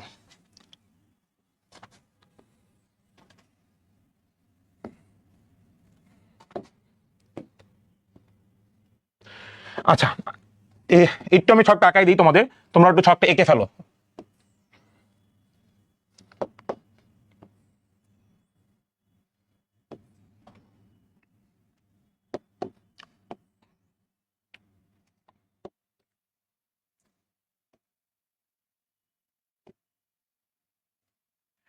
ছকটা আমরা একটু মনে রাখবো, কারণ আমাদেরকে এইটাকে কি বলা হয় জানো? এইটাকে বলা হয় অবচয়ের সারণী। এটাকে কি বলা হয় জানো? এটাকে বলা হয় অবচয়ের সারণী। অবচয় সারণীর ক্ষেত্রে আমরা এটা আঁকবো ক্রমহ্রাসমানের ক্ষেত্রে। সরলরৈখিকে কোনো অবচয় সারণী, সরলরৈখিকে ভুগিচুকি দরকার নাই। আমরা এখানে লিখবো হয় ফার্স্টে তারিখ, এখানে লিখবো হচ্ছে প্রারম্ভিক পুস্তক মূল্য অথবা ক্রয় মূল্য, একটা লিখলেই হয়, কাটবে না। হ্যাঁ, অনেকে বলে ভাইয়া ক্রয় মূল্য লিখা যাবে না, ক্রয় মূল্য লিখে কেটে দিবে, বোগাস কথা। এরপর গুণ অবচয়ের হার। অবচয় হারও কেমনে বের করবো আমি বলে দিছি। এখানে আমরা কিন্তু দেখবা সরলরৈখিক পদ্ধতিতে এখানে কিন্তু আমরা বলছিলাম অবচয়যোগ্য মূল্য, কিন্তু এখানে যেহেতু অবচয়যোগ্য মূল্য আমার বের করা লাগে না, কারণ ভগ্নাবশেষ মূল্য দরকার নাই আমার এখানে, তাই এখানে ক্রয় মূল্য বা প্রারম্ভিক পুস্তক মূল্য আমরা লিখছি। এরপর লিখবো হচ্ছে অবচয়ের হার, এরপর ইকুয়াল দিয়ে লিখবো হচ্ছে বার্ষিক অবচয়, ইকুয়াল দিয়ে লিখবো হচ্ছে বার্ষিক অবচয়, এইখানে লিখবো হচ্ছে পুঞ্জীভূত অবচয়, এখানে লিখবো হচ্ছে সমাপনী পুস্তক মূল্য, সমাপনী পুস্তক মূল্য। আমি এখানে ভাই তোমাদের একটা ছোট ম্যাথ করে দেখাবো। ম্যাথটা খুবই কাল্পনিক, আল্লাহর রাস্তায় বাস্তবিক চিন্তা ভাবনা করো না ম্যাথে। হ্যাঁ, ম্যাথটা কাল্পনিক, তো মনে করো 3 বছরের ম্যাথ, মনে করো 3 বছর পর্যন্ত তোমাকে আমি ম্যাথটা আমি করাবো। সো মনে করো ক্রয় মূল্য আমার দেওয়া ছিল, সাপোজ ক্রয় মূল্য দেওয়া ছিল 1 লাখ, এটা কিন্তু কাল্পনিক ম্যাথ, বারবার বলতেছি 1 লাখ। তোমাকে 1 লাখে পার্সেন্টেজ বলছে মনে করো 20% ধরতে হবে। তাহলে 1 লাখে 20% কত টাকা হয়? 80,000 টাকা, 20,000 টাকা হয়। তাহলে ভাইয়া অলওয়েজ মনে রাখবা, সকল প্রকার অঙ্কের ক্ষেত্রে, সকল প্রকার অবচয়ের ক্ষেত্রে সেম নিয়ম। প্রথম বছরে বার্ষিক অবচয় যা, প্রথম বছরে পুঞ্জীভূত অবচয় তাই। তাহলে প্রথম বছরে বার্ষিক অবচয় যদি ভাইয়া 20,000 টাকা হয়, তাইলে প্রথম বছরে 20,000 টাকা হইলে প্রথম বছরে আমার পুঞ্জীভূত অবচয় 20,000 টাকা লিখবো, 20,000 টাকা। তাইলে এবার সমাপনী পুস্তক মূল্য, সমাপনী পুস্তক মূল্যের সূত্রটা একটু আগে লিখানো। সমাপনী পুস্তক মূল্যের সূত্র হচ্ছে প্রারম্ভিক পুস্তক মূল্য মাইনাস বার্ষিক অবচয়, প্রারম্ভিক পুস্তক মূল্য মাইনাস বার্ষিক অবচয়। তার মানে হচ্ছে আমার এই প্রারম্ভিক পুস্তক মূল্য থেকে এই বার্ষিক অবচয় বাদ দিয়ে যেটা থাকবে সেটাই হচ্ছে সমাপনী পুস্তক মূল্য। তাহলে এখানে ভাইয়া 1 লাখ থেকে যদি 20,000 টাকা বাদ দাও, কত টাকা থাকে? 80,000 টাকা। এই 80,000 টাকা হচ্ছে সমাপনী পুস্তক মূল্য। আমরা সরলরৈখিক অবচয় পদ্ধতিতে কি করছি? প্রতি বছর অবচয় পরিমাণ সেম, কারণ প্রতি বছর আমরা ওই অবচয়যোগ্য মূল্যের উপর প্রতি বছর সেম পার্সেন্টেজ ধরে বের করি। প্রথম বছরে সাপোজ 1 লাখ টাকা 10% 10,000 টাকা, দ্বিতীয় বছরেও 1 লাখ টাকা 10% 10,000 টাকা, তৃতীয় বছরেও 1 লাখ টাকা 10% 10,000 টাকা। কিন্তু এই ক্রমহ্রাসমানের ক্ষেত্রে আমরা সেটা করব না। আমাদের প্রথম বছরের যেটা সমাপনী পুস্তক মূল্য ছিল সেটা হবে দ্বিতীয় বছরের প্রারম্ভিক পুস্তক মূল্য। প্রথম বছরে যেটা সমাপনী পুস্তক মূল্য, দ্বিতীয় বছরে হবে সেটা প্রারম্ভিক পুস্তক মূল্য। তার মানে দ্বিতীয় বছর যে অবচয় ধার্য করব সেটা এবার এই 80,000-এর উপরে করব। 80,000 ইন্টু 20%, 80,000-এর 20% কত টাকা হয়? 80,000 ইন্টু 20% 16,000 টাকা হয়। এইবার বার্ষিক অবচয়টা কেমনে বের করবো দেখো। এবার গত বছরের পুঞ্জীভূত অবচয় যা, সেটার সাথে দ্বিতীয় বছরের বার্ষিক অবচয় যোগ করে, দ্বিতীয় বছরের বার্ষিক অবচয় যোগ করে আমি দ্বিতীয় বছরের পুঞ্জীভূত অবচয় বের করতেছি। তার মানে তাহলে প্রথম বছরের আমার পুঞ্জীভূত অবচয় ছিল 20,000 টাকা, এই 20,000 টাকার সাথে দ্বিতীয় বছরের যে বার্ষিক অবচয় সেটা যোগ করব। তাহলে ভাইয়া 20,000 টাকা যোগ 16,000 টাকা হয় হচ্ছে 36,000 টাকা। তাহলে দ্বিতীয় বছরে আমার পুঞ্জীভূত অবচয় 36,000 টাকা। এইবার সমাপনী পুস্তক মূল্য কেমনে বের করব? সেটা হচ্ছে এই প্রারম্ভিক পুস্তক মূল্য যারা দেওয়া আছে 80,000, এখান থেকে 16,000 বাদ দিব। তাহলে এবার 80 থেকে যদি তুমি 16,000 টাকা বাদ দাও, থাকে হচ্ছে 64,000 টাকা। এইটা হচ্ছে আমার সমাপনী পুস্তক মূল্য দ্বিতীয় বছর শেষে। এবার দ্বিতীয় বছরে যেটা সমাপনী পুস্তক মূল্য, প্রথম বছরে সেটা আমার প্রারম্ভিক পুস্তক মূল্য। তাহলে এবার তৃতীয় বছরে প্রারম্ভিক পুস্তক মূল্য কত? 64,000 টাকা। এটার সাথে আমি 20% ধরবো। তাহলে 64,000 সাথে 64,000 ইন্টু 20% হয়ে হচ্ছে 12,800 টাকা। 12,800 টাকা, 12,800 টাকা। আমার এখানেও ঠিক সেম নিয়ম ভাইয়া, দেখো এখানে আমার ঠিক সেম নিয়ম। এই দ্বিতীয় বছরে যে পুঞ্জীভূত অবচয় সেটার সাথে তৃতীয় বছরের বার্ষিক অবচয় এটা যোগ করে, তৃতীয় বছরের যে বার্ষিক অবচয় এটা যোগ করে আমি তৃতীয় বছরের পুঞ্জীভূত অবচয় বের করবো। তাইলে ছিল ভাইয়া 36,000, এর সাথে 12,800 টাকা যোগ করব, পাই হচ্ছে 48,800 টাকা, পাই হচ্ছে 48,800।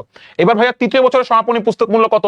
এই প্রথম বছরে যেটা ছিল প্রারম্ভিক পুস্তক মূল্য সেটা থেকে বার্ষিক অবচয়টা বাদ দিয়ে যেটা পাবো, তাহলে 64,000 থেকে 12,800 টাকা বাদ দিলে থাকে হচ্ছে 51,200 টাকা, 51,200।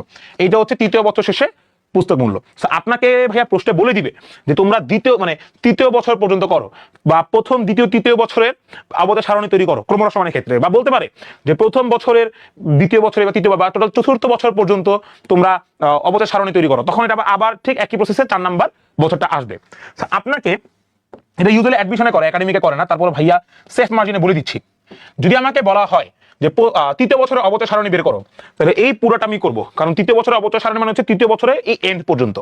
তোমাদের যদি বলা হয় যে দ্বিতীয় বছরের পুঞ্জীভূত অবচয় কত, তার মানে তোমাকে এই দ্বিতীয় বছরের পুঞ্জীভূত অবচয় বের করতে বলছে, মানে 36,000 টাকা বের করতে বলছে। তার মানে ভাইয়া তোমাকে প্রথম বছর পুরোটা করতে হবে, দ্বিতীয় বছর এইটুকু পর্যন্ত করতে হবে, ঠিক আছে? যদি তোমাদেরকে বলা হয় তৃতীয় বছরের বার্ষিক অবচয় কত, তো তৃতীয় বছরের বার্ষিক অবচয় এইটা, তাহলে তৃতীয় বছর এই পর্যন্ত আসতে হইলে তোমাকে দ্বিতীয় বছর ফুল কমপ্লিট করতে হবে, এরপর তৃতীয় বছরে তুমি এইটুকু পর্যন্ত করবা। কিন্তু যদি তোমাকে বলা হয় অবচয় সারণী বের করতে দ্বিতীয় বছর, তাহলে তুমি এই পুরোটা করতে হবে, তৃতীয় বছর অবচয় সারণী, তৃতীয় বছর পুরোটা করতে হবে।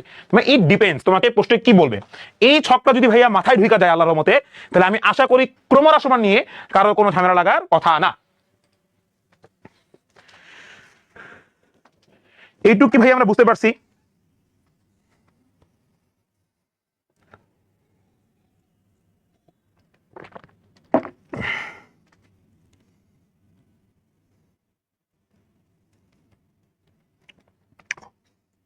এইটুকু কি সবাই আমরা বুঝতে পেরেছি কিনা একটু কমেন্ট করে জানাও।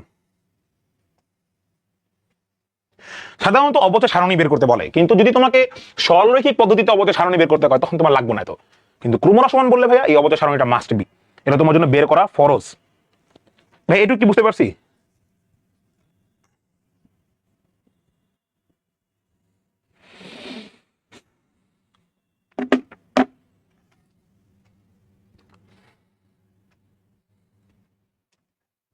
আচ্ছা, একটু ক্লাসে বেশি প্রেশার হয়ে যাচ্ছে নাকি, বেশি ফাস্ট দিতেছি নাকি? একটু সবাই কমেন্ট করো তো ভাই, আপনি শুধু বেশি ফাস্ট যাচ্ছেন, বেশি পড়াচ্ছেন, এরকম কিছু?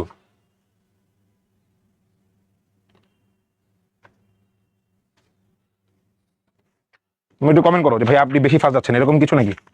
বেশি প্যারা হয়ে যাচ্ছে আসলে আমার, তো পড়াইতে ভালো লাগে না। মাঝে মধ্যে মনে হয় কি করতেছি, এটা পড়ায় কি লাভ হইব, একটা জিনিস দেখতেছি দাঁড়াও।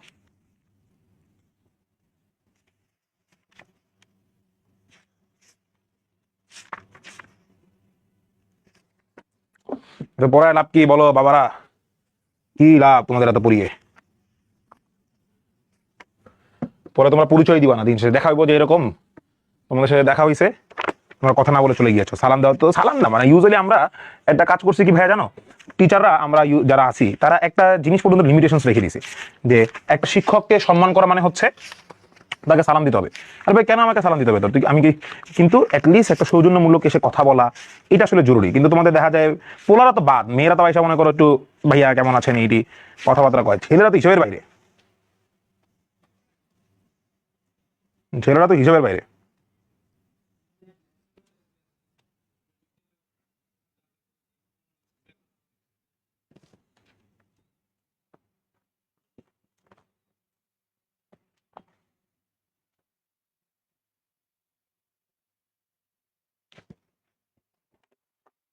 কি তোমরা কমেন্ট করতেছো না কেন? ও কমেন্ট করতেছো আমি দেখতে পাচ্ছি না। সব না, আমি না বুঝলাম না, তুই কইলি যে ভাইয়া আমরা ট্রিট পাইলে আপনার থেকে ট্রিট নিবো, তোরা যদি ই করস, তোরা তো ট্রিট দেওয়া দরকার আমারে, তোরা আমার থেকে ট্রিট কেন নিবি? তোরা ট্রিট দিবি কারে? তোরা ট্রিট দিবি আমাকে, তুই আমার থেকে কেন ট্রিট নিবি ভাইয়া? তুই খুব ব্যাড বাস দিয়ে দিলি রে, তোর কথা হচ্ছে ওনার।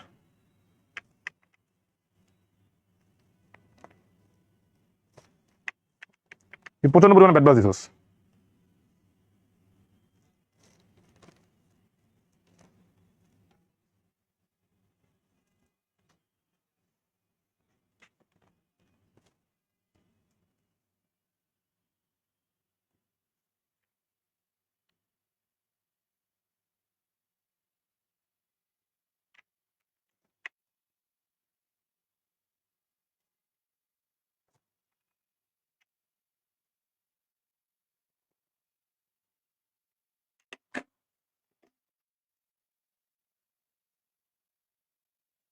আজকে একটা ক্লাস, হ্যাঁ ভাইয়া, না আজকে 9টা থেকে ক্লাস হবে, সেটা হচ্ছে তোমার এমসিকিউ ক্লাস হবে।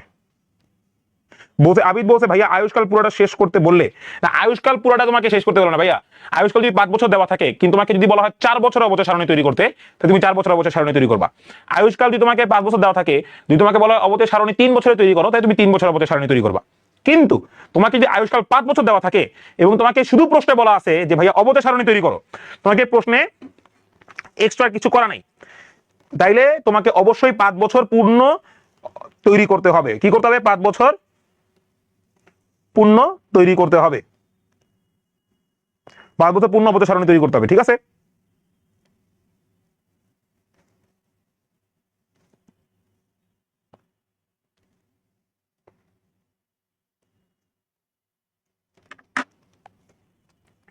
ওকে, তাইলে এবার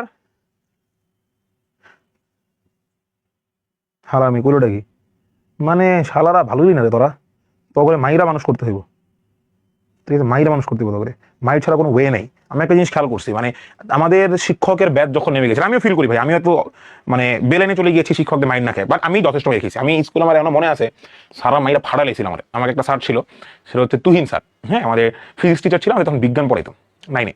9-এ না মনে হয়, উনি মার্চের ওপর ক্লাস 7-এ মনে হয়। হ্যাঁ ভাই, যে মাইট দিছে ফাও, উনি মনে হয় সামথিং, আমি জিনিসটা বলা ঠিক না, খুবই শ্রদ্ধেয় স্যার আমার, তবে উনি মনে হয় কোনো একটা কারণে হয়তো ক্ষিপ্ত ছিল, কোনো একটা কারণে হতে পারে। আমি মানে উনি ক্লাসে এসে আমার সাথে হালকা তর্কাতর্কি, মানে তর্কাতর্কি না, উনি আমাকে বকা দিচ্ছে। এখন উনি আমাকে লাঠি দিয়ে দুটো বাড়ি মারছে, আই ডোন্ট নো ওয়াই, আমার কোনো খেয়াল নাই, লাঠি দিয়ে দুটো বাড়ি মারছে। এখন আমার ওই সময়টা কি হওয়া উচিত ছিল? আমার মারছে না পাশের জন্য মারছে? আমাকে যখন মারছে তখন আমার কি উচিত ছিল যে আচ্ছা ঠিক আছে স্যার সরি, আমার মারছে, আমি তো সরি ফিল করছি। পাশের জন্য যখন মারছে এবং সে তার রিয়েকশন ছিল এরকম, এই রিয়েকশন দেখা মানে আমি না মানে ব্যথার ভুল আমি না হাসা ফেলছি, এটা আমার দোষ, আই নো এটা আমার উচিত হয়নি হাসাটা। এখন স্যার তো আমার মনে করো বেধরক পিটানি, তুই হাসলি কেন? মানে স্যার মনে করছে স্যার আমাকে মারছে, আমি তারে পাতা দিয়ে দেয় নাকি আপনি ফাঁকে চাপেন, সে মনে করছে এইটা। কিন্তু আমি তো তার মায়ের জন্য না, আমার পাশের যে ফ্রেন্ড ছিল তার ওর যে রিয়েকশন দিচ্ছে, যে উদ্ভট সাউন্ড হয়েছে মুখ থেকে, ওটা শুনে আমি হাসছি। এরপর যে স্যার আমার মাইট দিছে রে ভাই, এই যে জায়গা মাইগা কিছু জায়গা আছে ফুইলা মানে একদম ফাইরা গেছিল, মানে এটা এখন মজা মানে মনে আছে। বাট স্যার খুব ভালো মানুষ, স্যারকে আমি খুব মিস করি, খুবই ভালো মানুষ, খুবই অমায়িক একটা মানুষ।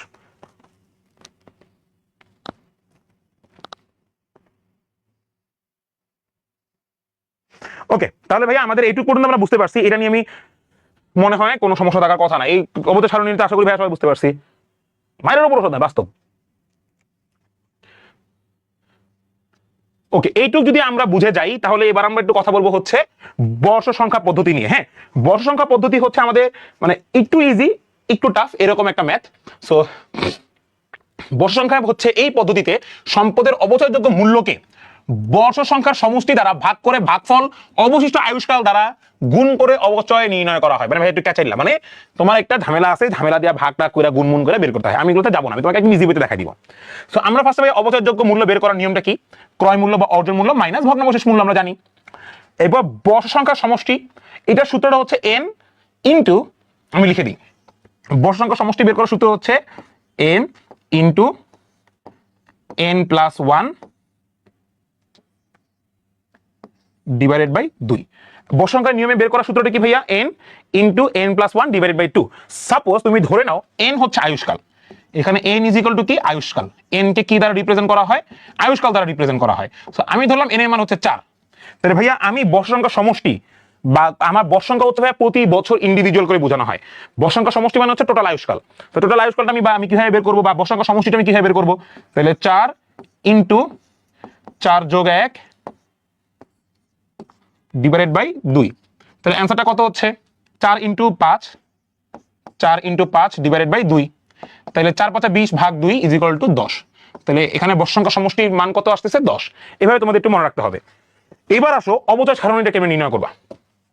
দেখো তোমরা একটু আবার ছকটা কাটো, ঠিক আছে? তোমাদের মনে করো সবকিছু সরলরেখিকের মতো খুব ইজি। তোমাদের বা বর্ষ সংখ্যার ক্ষেত্রে অবচয় সারণীটা কেমনে বের করবো ভাইয়া দেখাই দিচ্ছে, ঠিক আছে? ওকে, মনে করো এখানে আমরা 1 2 3 4 মনে করো এখানে 4 বছরের ম্যাথ করবো, যেহেতু আমরা n এর মান 4 ধরছিলাম, 4 বছর ম্যাথ করবো। ঠিক একইভাবে বছর অবচয়যোগ্য মূল্য ইন্টু অবচয়ের হার ইকুয়াল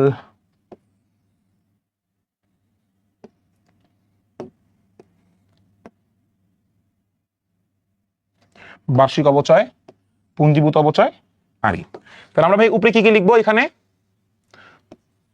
বছর, এখানে অবচয়যোগ্য মূল্য লিখবো। হ্যাঁ, যেহেতু আমাদের যখন আমাদের এই সারণীটাই কিন্তু এটা হচ্ছে আমাদের অবচয় সারণী। সো এই অবচয় সারণীটা কিন্তু আমরা ইয়েতে বের করছি, ক্রমহ্রাসমানে বের করছি। কিন্তু ক্রমহ্রাসমানে এখানে লিখছিলাম প্রারম্ভিক পুস্তক মূল্য বা ক্রয় মূল্য, কারণ ক্রমহ্রাসমানে আমাদের অবচয়যোগ্য মূল্যটা ইম্পর্টেন্ট না, এখানে আমার বিবেচ্য বিষয় না, ওটা আমি আনবো না। কিন্তু আমাদের যেহেতু ক্রমহ্রাসমানে সারণী বের করতেছি, এখানে আমার এটা ইম্পর্টেন্ট। সো এখানে আমি এই জন্য এখানে লিখবো হচ্ছে অবচয়যোগ্য মূল্য গুণন হার ইকুয়াল বার্ষিক অবচয় পুঞ্জীভূত অবচয় সমাপনী পুস্তক মূল্য।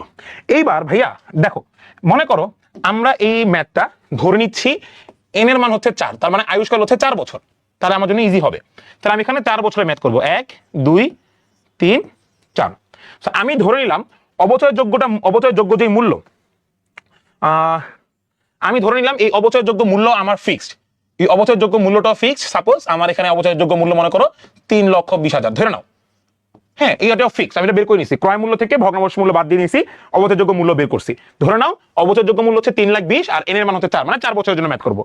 সো এইখানে আমার একটু সিস্টেমটা একটু ভিন্ন ভাইয়া। দেখো এখানে অবচয়যোগ্য মূল্য সবগুলোই 3,20,000 লিখবো।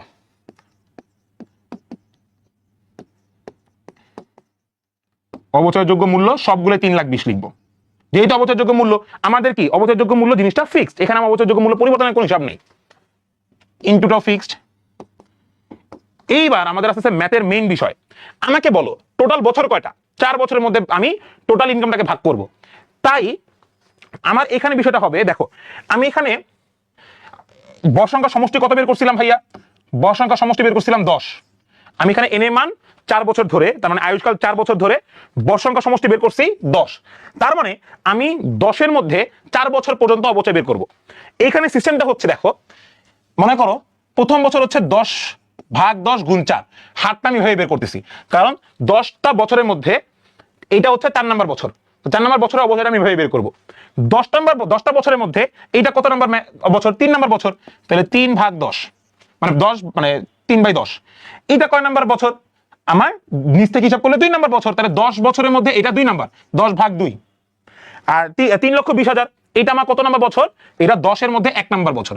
এখন তোমরা বলতে পারো ভাইয়া আপনি উপরে 1 দিয়ে নিচে 4 পর্যন্ত কেন আনলেন, এটাও করতে পারতাম। অলওয়েজ চিন্তা করতে হবে ভাইয়া আমার ব্যাকওয়ার্ডলি, যেহেতু 10 নাম্বার বছর থেকে হিসাব করতেছি, বা 10টার সমষ্টি বছর কত 10, তাহলে প্রথমটা কি 10-এর মধ্যে 4 নাম্বার বছর, এরপরটা 10-এর মধ্যে 3 নাম্বার বছর, এরপরটা 10-এর মধ্যে 2 নাম্বার বছর, এরপরটা হচ্ছে 10-এর মধ্যে 1 নাম্বার বছর। যদি এমন হইতো যে আয়ুষ্কাল এবং সমষ্টি বছরের সংখ্যা সেম, তখন আমি এখানে শুরু করলাম 10 থেকে 10 নাম্বার বছর, 10 থেকে 9 নাম্বার বছর, 10 থেকে 8 নাম্বার বছর, 10-এর মধ্যে 7 নাম্বার বছর, এইভাবে তখন আমি ক্যালকুলেশনে যেতাম। সো এই বর্ষ সংখ্যাটা হিসাব করে ভাইয়া ওভারঅল না, আমরা এতক্ষণ কি করছি, একটা পার্সেন্টেজ বের করছি, সেই পার্সেন্টেজ দিয়ে আমি ওভারঅল চিন্তা করছি।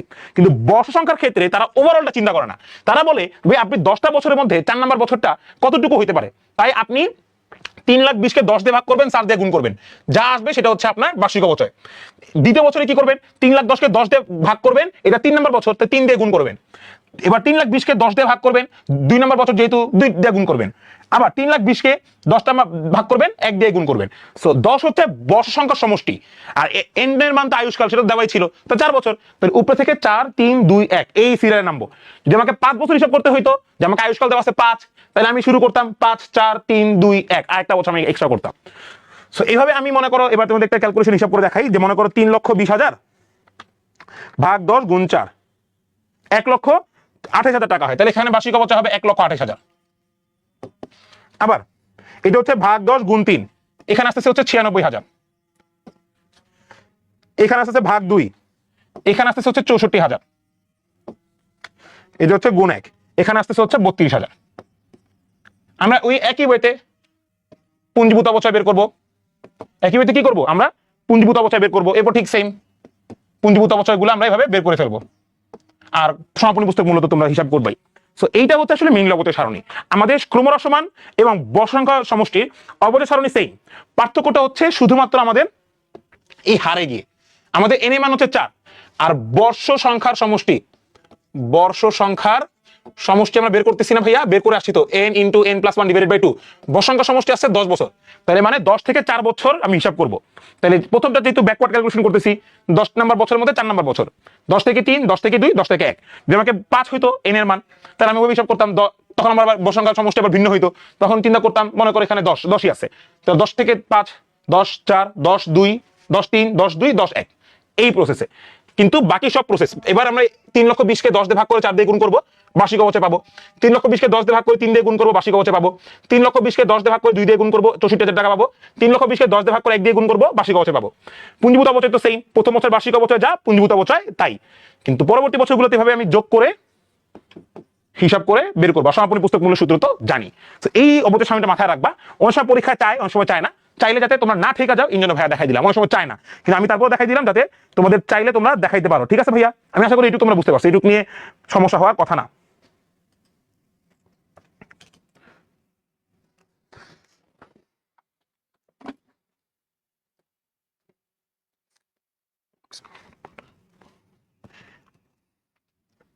এইটুকু কি বুঝতে পারছি আমরা ভাইয়া, সবাই একটু কমেন্ট করে জানাও।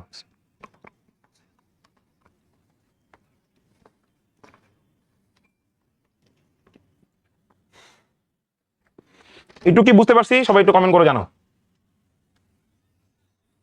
আসসালামু আলাইকুম, কেমন আছেন ভাই?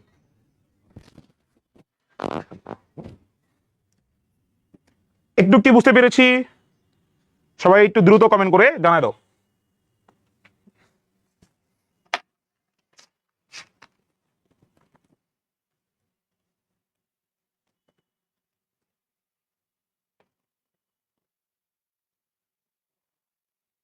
সবাই বুঝতে, সবাই কমেন্ট করো না রে বাবা, ভালো লাগে না।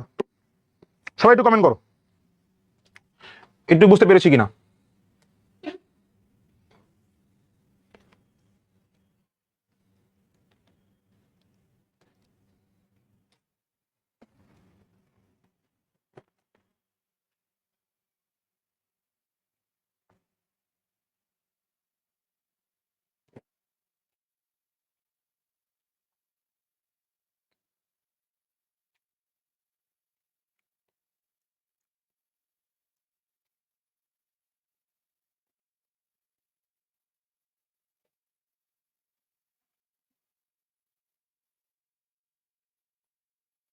আমি একটা জিনিস তুলে নেই, তোমরা একটু বাকিটা নোট করে বলতে থাকো আর বলো বুঝতে পারছি কিনা। আমি মনে করি ভাই এর থেকে আসলে ইজি করে বলাটা সম্ভব।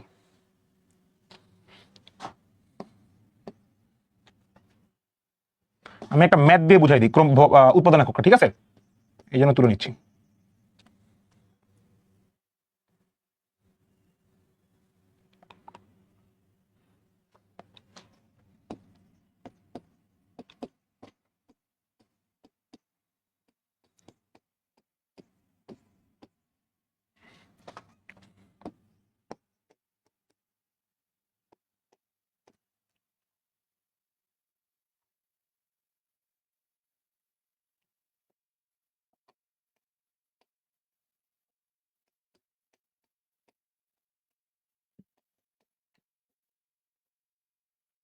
এটা ম্যাথ দিয়ে এটা বুঝাই দিব। 1800 দিয়ে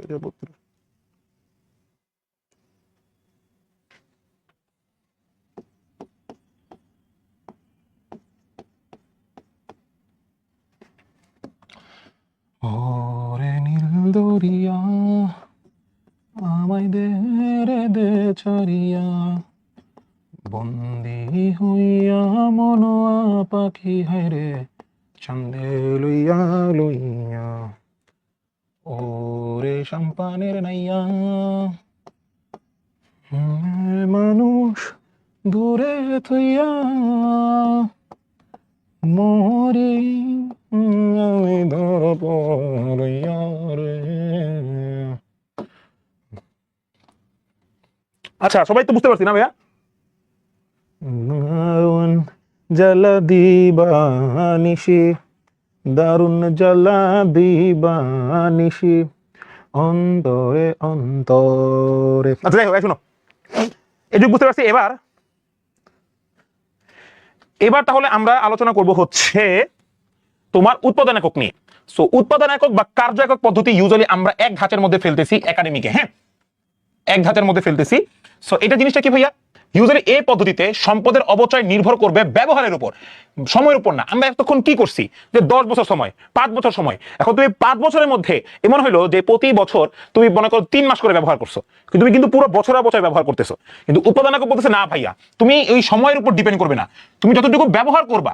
তুমি যদি মনে হয় 1 বছরে তুমি 3 মাস ব্যবহার করছো, তাহলে তুমি 3 মাসের উপর অপচয় ধরবা।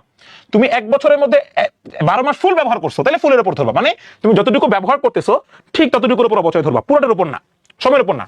সম্পদ যতটুকু ব্যবহার করা হবে অপচয় পরিমাণ ঠিক ততটুকু হবে। তার মানে যতটুকু সম্পদ ব্যবহার করতেছো ঠিক ততটুকু তোমার অপচয়ের পরিমাণ হবে। সো ইউজুয়ালি আমাদের এখানে ফার্স্ট কনসার্নিং বিষয় হচ্ছে অবচয়যোগ্য মূল্য বের করতে হয়। অবচয়যোগ্য মূল্য সূত্র কি? ক্রয় মূল্য মাইনাস ভগ্নাবশেষ মূল্য। তোমাদের সামনে ম্যাথের রেফারেন্সের জন্য আমি একটা ম্যাথ দিয়ে রাখছি, যে মনে করো ক্রয় মূল্য দেওয়া ছিল 3,20,000, ভগ্নাবশেষ মূল্য হচ্ছে 20,000। তাহলে ভাইয়া কয় টাকা হচ্ছে আমার?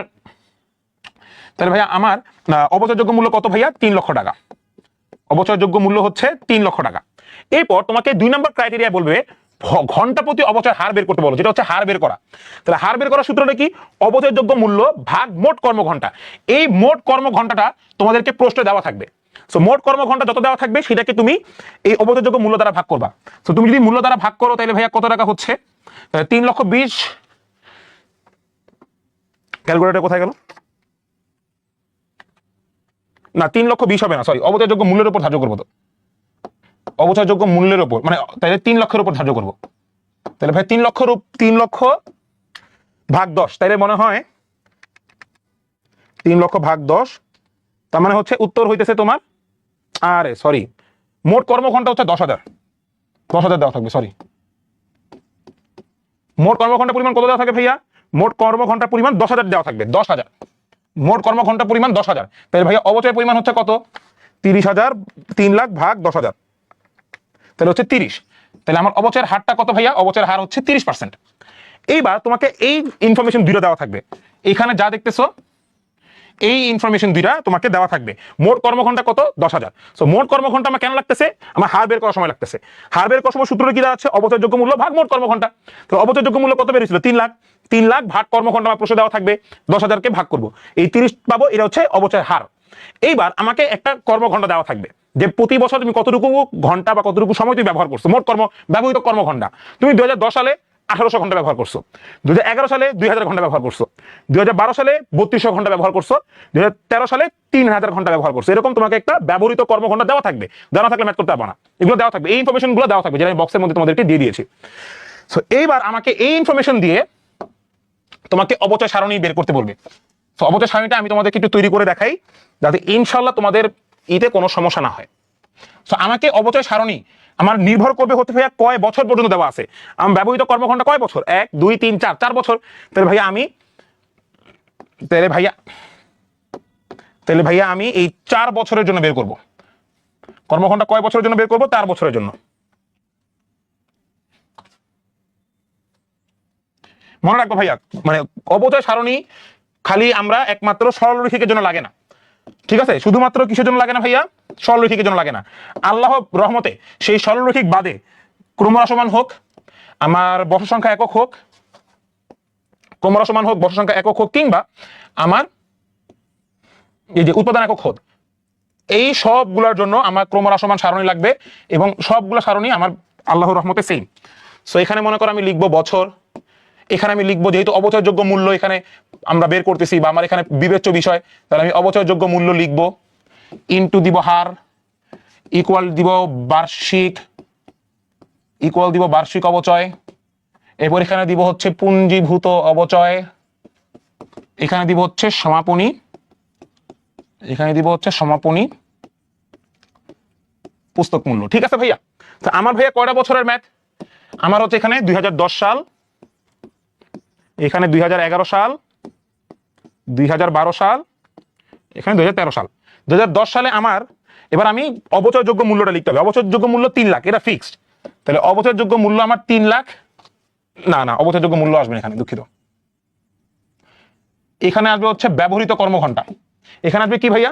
এখানে আসবে হচ্ছে আমার ব্যবহৃত কর্মঘন্টা, দুঃখিত, এটা একটু মিস্টেক হয়ে গেছে, এটা হচ্ছে ব্যবহৃত কর্মঘন্টা আসবে, অবচয়যোগ্য মূল্য না, ব্যবহৃত কর্মঘন্টা, যেটা আমার প্রশ্নে দেওয়া আছে। এই যে আমার 2010 সালে ব্যবহৃত কর্মঘন্টা, আমার 2011 সালে ব্যবহৃত কর্মঘন্টা, 12 সালে ব্যবহৃত কর্মঘন্টা, 13 সালের, এইগুলোর উপর আমি হার বা এগুলোর উপর আমি বের করব। এবং মনে রাখবো ভাইয়া, ঘন্টা প্রতি অবচয়ের হার এটা কিন্তু ভাইয়া পার্সেন্টেজ না, আগে বলে রাখি, অনেকেই ভুলটা বিসমিল্লাহ করে যা বসবা, এটা কিন্তু পার্সেন্টেজ না, এটা হচ্ছে ঘন্টা প্রতি অবচয়। এটাকে হারও বলা যাবে না, হারও বলে জিনিসটা ভুল হবে, এটা হচ্ছে ঘন্টা প্রতি অবচয় 30, এটা কিন্তু হার না, আগেই বলে দিলাম। ঠিক আছে? তোমরা এখানে আমরা হার লিখি, কিন্তু হার নাও লিখতে পারো চাইলে। এখানে তোমরা লিখবো হচ্ছে ঘন্টা প্রতি অবচয়, এখানে লিখবো আমরা হচ্ছে ঘন্টা প্রতি অবচয়, এখানে হার লেখা দরকার নেই, বলে ভুল করবো তোমরা। যাই হোক, তাহলে এখানে কর্মঘন্টা কত? 1800। এখানে কর্মঘন্টা হচ্ছে 2011 সালে কর্মঘন্টা ছিল 2000, 12 সালে ছিল 3200, 13 সালে 3000, 12 সালে হচ্ছে 3200, 13 সালে হচ্ছে 3000, সবগুলোই হচ্ছে গুণ। এবার ভাইয়া ঘন্টা প্রতি অবচয় কত? ফিক্স, সবগুলো 30, ঘন্টা প্রতি অবচয় সবগুলো 30। এটা কিন্তু হার না, হ্যাঁ, আগে বারবার বলে রাখি, বাকিগুলো হার, এটা হার না। বাকি এই পর্যন্ত আমরা যত ম্যাথ করছি ভাইয়া সবগুলো কিন্তু হার, শুধুমাত্র এই জিনিসটা আমাদের হার না, এটা হার নয়, লিখে দিলাম, তাও এটা হার নয়, বাকিগুলো হার হইতে পারে, এটা হার না। সো ভাইয়া আমার এবার দেখি 1800 ইন্টু 30 আমরা গুণ দাও, 1800 ইন্টু 30, এখানে আসতেছে হচ্ছে 54,000, এখানে 2000 ইন্টু 30, এখানে আসতেছে 60,000, এখানে আসতেছে হচ্ছে 60,000। এবার দাও হচ্ছে 3200 ইন্টু 30, এখানে আসতেছে 96,000, এখানে দাও 3000 ইন্টু 30, এখানে আসতেছে 90,000। এবার ভাইয়া আমাদের প্রথম বছরের বার্ষিক অবচয় যা, এই বছরে পুঞ্জীভূত অবচয় তাই, পুঞ্জীভূত অবচয় 54,000। এবার এই দুইটা তোমরা বের করবা, 54,000 60,000 যোগ করে দ্বিতীয় বছরের পুঞ্জীভূত অবচয়, দ্বিতীয় বছরের পুঞ্জীভূত অবচয় এটা যোগ করে তৃতীয় বছরের বার্ষিক অবচয়, তৃতীয় বছরের পুঞ্জীভূত অবচয় বের করবা। এবার তৃতীয় বছরের পুঞ্জীভূত অবচয় প্লাস চতুর্থ বছরের বার্ষিক অবচয়, এইগুলা যোগ করে চতুর্থ বছরের পুঞ্জীভূত অবচয় আমরা পেয়ে যাব। কথা কি ক্লিয়ার? এইটুক কি বুঝতে পারছি? এরপর আমরা সমাপনী পুস্তক মূল্য জানি কেমনে বের করতে হয়, সেটা আমাদের ইস্যু না। সো এইটুক কি ভাই আমরা বুঝতে পারছি? এটা হচ্ছে ইউজুয়ালি ব্যবহৃত কর্মখণ্ডটা আমরা লিখবো, আমরা এখানে অবচয়যোগ্য মূল্য লিখি, এখানে ব্যবহৃত কর্মখণ্ড লিখবো, যেটা আমাদের প্রশ্নে দেওয়া থাকবে। এবং ঘন্টা প্রতি অবচয়, এটা কিন্তু হার না, আমি কিন্তু লিখে দিচ্ছি ভাই, এটা হার নয়, এটা কর্মঘন্টা 30। কেমনে বের করছি সেটা দেখে আসছি। এবার এটা বার্ষিক অবচয় পাবো, দুইটা গুণ করলে পুঞ্জীভূত অবচয় সমাপনী পুস্তক মূল্য। আমি আশা করি এই সারণীটা বুঝতেও তোমাদের কোনো সমস্যা থাকার কথা না। এটুকু আমরা বুঝতে পারছি সবাই, আশা করি ইনশাল্লাহ।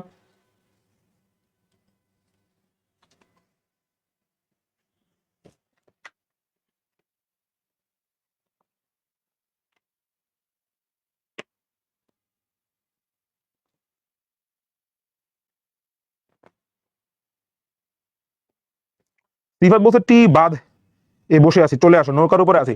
তুমি নৌকাতে ধরে বসো ভাইয়া, পড়ে যেও না, তুমি রিল্যাক্সে নৌকাতে ধরে রিল্যাক্সে বসো, যাই করো ভাইয়া পড়ে যাও না, তাহলে কিন্তু আমার এক প্রিয় স্টুডেন্ট সিফাত কিন্তু চলে যাবে দুনিয়া থেকে। তুমি কিন্তু, আমি চাই না তুমি চলে যাও এত দ্রুত অল্প বয়সে। এটুকু বুঝতে পারছি।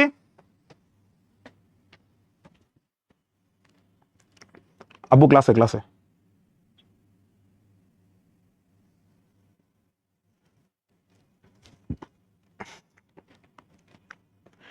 একটু কি বুঝতে পেরেছি? ওকে, এইটুক হচ্ছে আমরা ইউজুয়ালি মানে খ বা গ এর জন্য আমাদের যদি উল্টাপাল্টা করে প্রশ্ন আসে আমরা ইউজুয়ালি এইটা বের করি, ঠিক আছে? ওকে, এবার তাহলে আমরা কথা বলবো হচ্ছে অবচয় খরচ হিসাবভুক্তকরণ। তার মানে হচ্ছে অবচয়ের আমরা জাবেদারা যে দেই, জাবেদারা আমরা আসলে কিভাবে দিব এটার জন্য। ভাইয়া অবচয়ের জন্য ইউজুয়ালি জাবেদা দুইটা হয়, ঠিক আছে? মেইনলি জাবেদা দুইটা, এরপর আমরা ম্যাথ করতে গিয়ে আরো কিছু দেখাই দিব। ইউজুয়ালি অবচয়ের জন্য জাবেদা দুইটা করি। একটা হচ্ছে অবচয় যখন খরচ হিসাবভুক্ত হয় তখনকার জন্য জাবেদা, তখনকার জাবেদাটা খুবই ফিক্সড জাবেদা। একটা হচ্ছে অবচয় হিসাব ডেবিট পুঞ্জীভূত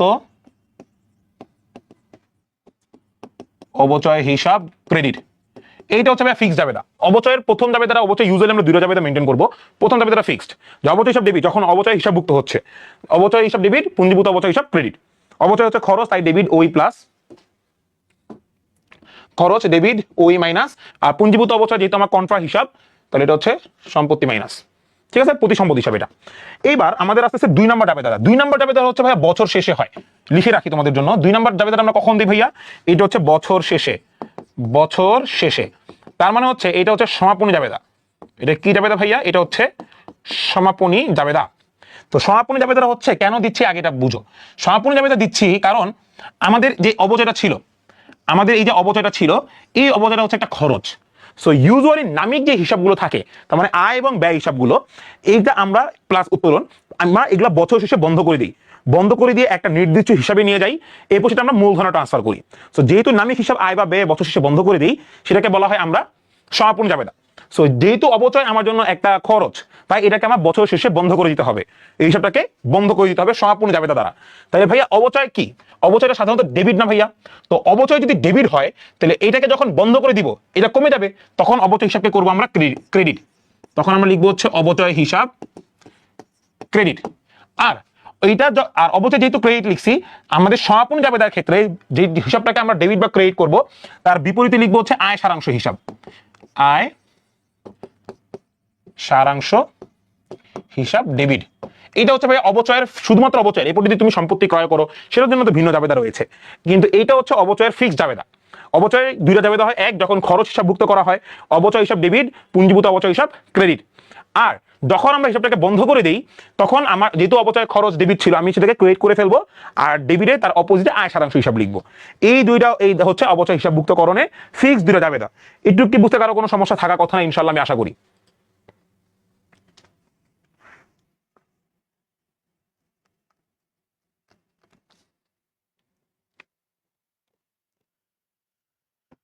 স্বপ্না তুমি এতক্ষণ পরে কি করলে আমারে?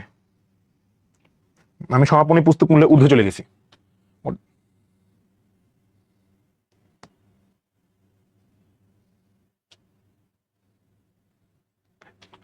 সম্পদ বিক্রয় সম্পদ, পুস্তক মূল্যে সমান মূল্যে সম্পদ বিক্রয় কিছুই না। পুস্তক মূল্যে হতে কম মূল্যে সম্পদ বিক্রয় ক্ষতি, পুস্তক মূল্যে বেশি মূল্যে সম্পদ বিক্রি করলে লাভ। শেষ।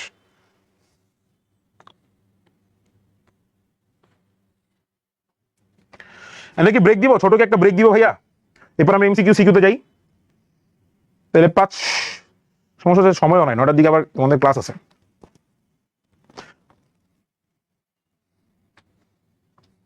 আচ্ছা শুনো, সেটা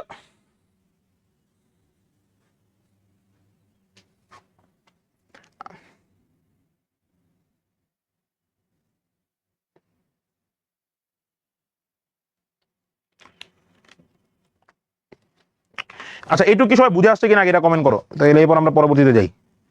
একটা ছোট বিরতি দিই, বেশি হয়ে যেতেছে 15টা আমার।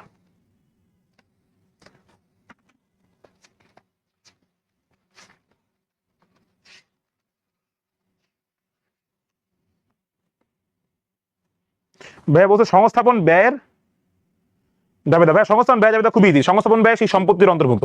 যদি যন্ত্রপাতি সংস্থাপন ব্যয় বলা হয় তাহলে যন্ত্রপাতি হিসেবে ডেবিট, নগদ হিসেবে ক্রেডিট। যদি তোমাকে বলা হয় যন্ত্রপাতি পরিবহন খরচ, সেটাও সেম, যন্ত্রপাতি হিসেবে ডেবিট, নগদ হিসেবে ক্রেডিট। তোমাকে যদি বলা হয় যন্ত্রপাতি তোমার যে কোনো ধরনের খরচ, সেটা যদি মূলধন জাতীয় ব্যয় হয় বা সেই সম্পত্তি সংক্রান্ত হয়, তাহলে সেটাকে আমরা ওই হিসাবেই দেখাবো। ঠিক আছে, একটা ব্রেক দিচ্ছি ভাইয়া তোমাদের।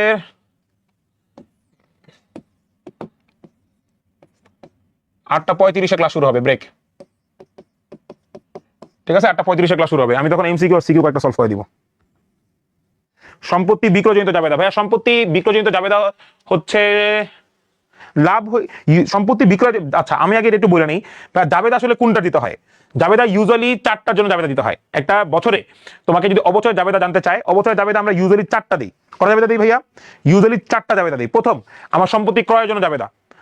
2, সম্পত্তির উপর অবচয় ধার্য করা হয়েছে সেটার জন্য জাবেদা। 3, সম্পত্তিটা বিক্রি করতে, সম্পত্তিটা করতেছি কি জানি বলে, অবচয়টা আমি বন্ধ করে দিচ্ছি সেটার জন্য জাবেদা। কিন্তু সম্পত্তি বিক্রি করতেছি এটার জন্য কোনো জাবেদা হয় না। ঠিক আছে, সম্পত্তি বিক্রি করে দিচ্ছি বা এই করতেছি সেই করতেছি, এর জন্য আমরা ইউজুয়ালি কোনো জাবেদা দেই না। যদি তোমরা জানতে চাও যে ভাই সম্পত্তি বিক্রয়জনিত লাভ হয়েছে, তাহলে জাবেদা কি হবে? সম্পত্তি বিক্রয়জনিত লাভের জাবেদা হচ্ছে সম্পত্তি বিক্রয়জনিত লাভ হিসাব ডেবিট, আয় সারাংশ হিসাব ক্রেডিট। আর যদি বলা হয় সম্পত্তি না না না না সম্পত্তি বিক্রয়জনিত লাভের কোনো জাবেদা দেই না, কিন্তু ওই সম্পত্তি বিক্রয়জনিত লাভ যদি বন্ধ করে দিতে হয় তখন একটা জাবেদা দিই। লাভের জন্য জাবেদা দেই না কোনো। ঠিক আছে, আবার বলে রাখতেছি, সম্পত্তি বিক্রয়জনিত লাভ এর জন্য কোনো জাবেদা আমরা দেই না। কিন্তু সেই বিক্রয়জনিত লাভ যদি আমরা বন্ধ করে দিতে হবে, লাভ তো হইছে তো সেটা তো বন্ধ করে দিতে হবে, সেই বন্ধ করার জন্য জাবেদা দিচ্ছি। সেটা হইতেছে সম্পত্তি বিক্রয়জনিত লাভ কি আমার এক প্রকার কি আয় না? লাভ মানে কি আয়, তো টাকা তো আসতেছে, তো সেটা হচ্ছে আমার ক্রেডিট ছিল তখন। তো যখন বন্ধ করে দিব তখন সম্পত্তি বিক্রয়জনিত লাভ হিসাব ডেবিট, আয় সারাংশ ক্রেডিট।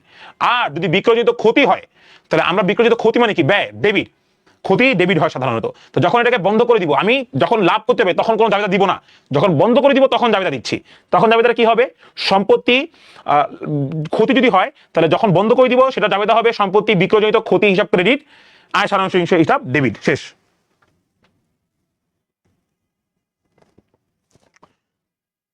আচ্ছা 28টা বেজে গেছে। আচ্ছা 40-এ শুরু করবো, ঠিক আছে, 8টা 40-এ শুরু করবো।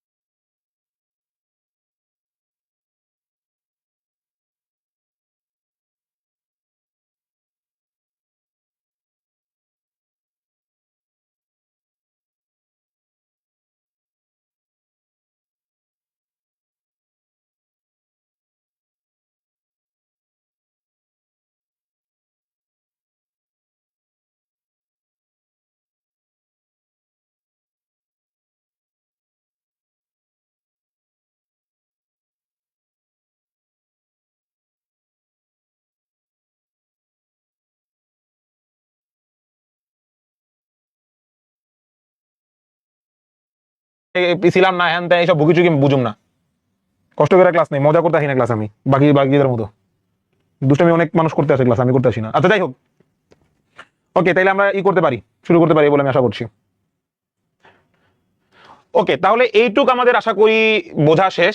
এবার আমরা একটু যাই, এবার একটু এমসিকিউ সলভিং এ যাই। এমসিকিউ সলভিং আমরা কয়েকটা এমসিকিউ সলভ করি। দেখো ভাইয়া, প্রথম এমসিকিউতে বলা হয়েছে যে অবচয় কোন ধরনের প্রক্রিয়া। তাহলে অবচয়, এক নম্বর প্রশ্ন হচ্ছে অবচয় কোন ধরনের প্রক্রিয়া। অবচয় হচ্ছে একটা ক্রয় মূল্য বন্টন প্রক্রিয়া। তার মানে অবচয় হচ্ছে একটা সম্পত্তির যে ক্রয় মূল্য 100 টাকা, এইটা তোমার আয়ুষ্কালের মধ্যে সে বন্টন করে দিচ্ছে, 5 বছর আয়ুষ্কালের মধ্যে সে বন্টন করে দিচ্ছে। সো অবচয় যোগ্য, এটা প্রথমেই পড়াইছি যে অবচয় হচ্ছে আমার ক্রয় মূল্য বন্টন প্রক্রিয়া। তো একের অ্যান্সার হবে খ 2। ওকে, 2 নম্বর প্রশ্ন দেখো, বলছে কোন নীতির জন্য, কোন নীতির ওপর ভিত্তি করে স্থায়ী সম্পদের মূল্যায়ন করা হয়। তার মানে কোন নীতির ওপর ভিত্তি করে আমি স্থায়ী সম্পদের মূল্যায়ন করতে পারি। ক্রয় মূল্য, মিলকরণ, আয় ব্যয় সংযোগ, পুনঃপ্রকাশ। তবে এই স্থায়ী সম্পদের মূল্যায়ন এই কথাটার ইউজুয়ালি মানেই হচ্ছে অবচয়। সো ভাইয়া অবচয় আমি কোন নীতি অনুযায়ী করি, আগেই বলছি আয় ব্যয় সংযোগ নীতি বা আয় ব্যয় মিলকরণ নীতি, এটা দ্বারা আমরা করে থাকি ইউজুয়ালি, ঠিক আছে। আবার যদি বলা হয় কোন নীতির ভিত্তি করে শুধুমাত্র স্থায়ী সম্পত্তির মূল্যায়ন করা হয়, তাইলে হবে ভাই আসলে ক্রয় মূল্য নীতি, তখন হয়তো ক্রয় মূল্য নীতি। কিন্তু যদি এখানে অবচয়ের কথা মেনশন করে যায়, তাইলে হবে হচ্ছে আয় ব্যয় সংযোগ নীতি। কিন্তু আমাকে বলেছে কোন নীতির উপর ভিত্তি করে স্থায়ী সম্পদের মূল্যায়ন করা হয়, তো স্থায়ী সম্পদের মূল্যায়ন মানে স্থায়ী সম্পদের ভ্যালু অ্যাড করা হয়, মূল্যটা অ্যাড করা হয়, তখন হচ্ছে না ক্রয় মূল্য নীতি হবে। অ্যান্সার হচ্ছে এ। ওকে, 3 নম্বর প্রশ্ন দেখো, বলছে কোনটি সরলরৈখিক পদ্ধতিতে বার্ষিক অবচয় ধার্যের ক্ষেত্রে বিবেচ্য বিষয় না। তো বার্ষিক অবচয় ধার্য করার ক্ষেত্রে আমার কি লাগে, অবচয়যোগ্য মূল্য গুণন অবচয়ের হার। তো অবচয়যোগ্য মূল্যে আমার কি লাগে, ক্রয় মূল্য, ভগ্নাবশেষ মূল্য। আর অবচয় হারের ক্ষেত্রে কি লাগে, আমার আয়ুষ্কাল। তো এই 3টা বাদে বাকি যাই, তাহলে আমি দেখি বার্ষিক অবচয় বিবেচনা করা হয় সম্পত্তির আয়ুষ্কাল, মোট ক্রয় মূল্য, সম্পত্তির বিক্রয় মূল্য, প্রারম্ভিক মূল্য। তো বলছে কোনটি সরলরৈখিক পদ্ধতিতে বার্ষিক অবচয় ধার্যের ক্ষেত্রে বিবেচনা করা হয়। তো ইউজুয়ালি ভাইয়া এখানে অ্যান্সারটা এ আর বি এর মধ্যে সীমাবদ্ধ থাকে, কারণ বিবেচনা তো এই দুটো আসলে করা হয় না, ঠিক আছে, এই দুটো বিবেচনা করা হয় না। কিন্তু যদি আমি একদম বার্ষিক অবচয় বলা হয়, তো বার্ষিক অবচয়টা বের করার ক্ষেত্রে আমার মাস্ট বি হার লাগবে, আর হারটা আমি পাই হচ্ছে আয়ুষ্কাল থেকে। অ্যান্সার হবে ক। অ্যান্সার কত হবে, অ্যান্সার হবে ক। এগুলো একটু ট্রিকি কোশ্চেন, সো এগুলো একটু প্যারা হয়ে যেতে পারে। 3 এর অ্যান্সার 3 দিছে কারা। যদি এখানে বলা হইতো যে কোনটি সরলরৈখিক পদ্ধতিতে বার্ষিক অবচয় ধার্যের ক্ষেত্রে বিবেচনা করা হয় না, যদি বলা হইতো হয় না, তখন হইতো অ্যান্সার সি। যদি না বলতো তখন আসতো অ্যান্সার সি। যদি না বলতো, বাকি 3টাই কম বেশি লাগে।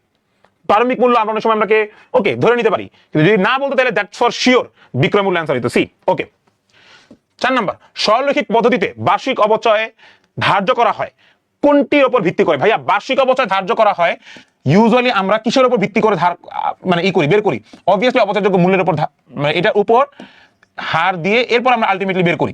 তাহলে হারটা আসলে কিসের উপর ধার্য করা হয়, অবচয়যোগ্য মূল্যের উপর। কমন সেন্স, তাহলে 4 এর অ্যান্সার হবে হচ্ছে বি। 5 নাম্বার অ্যান্সারটা, 5 নম্বর প্রশ্ন একটু পড়ো।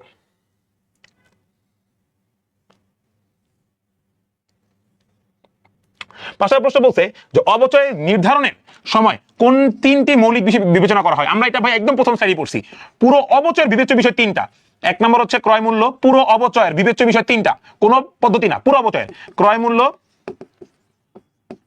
আয়ুষ্কাল, ভগ্নাবশেষ মূল্য, এই 3টা হচ্ছে পুরো অবচয়ের বিবেচ্য 3টি বিষয়। তাহলে আমরা দেখি কই কই আছে।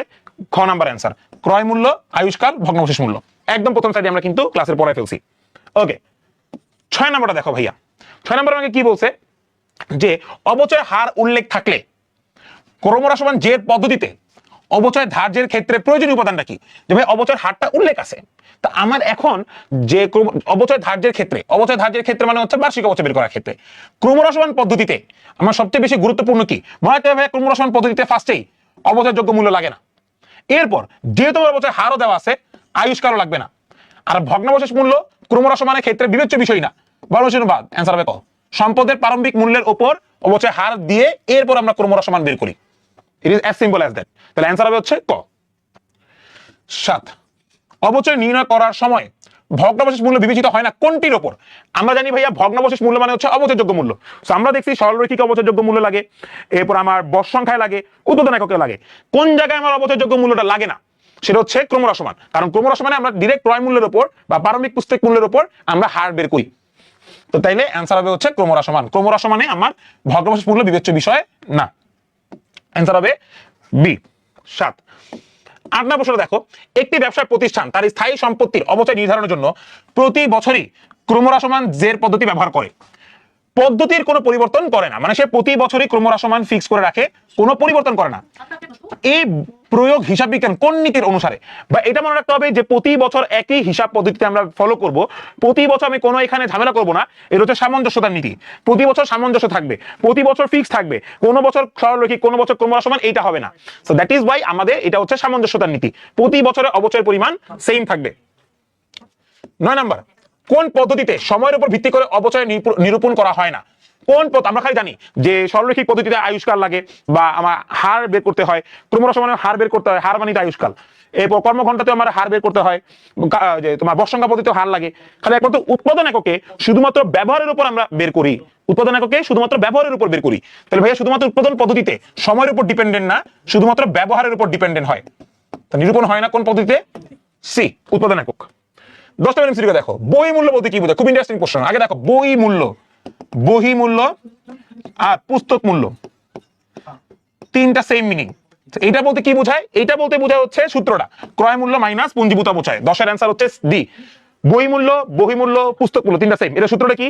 ক্রয় মূল্য থেকে পুঞ্জীভূত অবচয় বাদ দিয়ে যা থাকবে সেটাই হবে আমাদের বই মূল্য। আমি আশা করি এই এমসিকিউ গুলো তোমরা বুঝছো, এটা নিয়ে কোনো তোমাদের ডাউট নাই।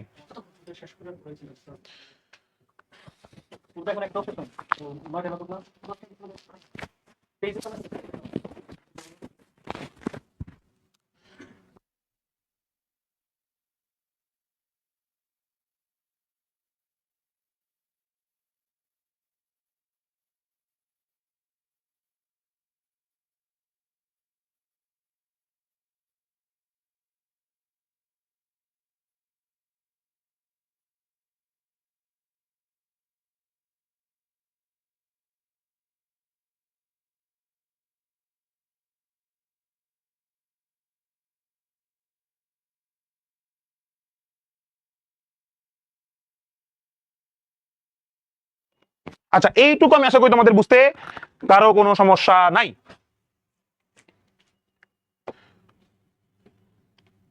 এবার একটা সিকিউ তোমাদেরকে দেখাই দেই, ঠিক আছে? এবার আমরা একটু সিকিউ সলভিং এ যাই। সো এবার একটা সিকিউ তোমাদেরকে দেখাই, ঢাকা বোর্ড 2017 সালে একটা ম্যাথ। সো ঢাকা বোর্ড 2017 সালে যে ম্যাথটা, এটা একটু তোমরা আগে এইসব ভুগিচুগি পড়ো না, এগুলোকে পড়ার দরকার নাই।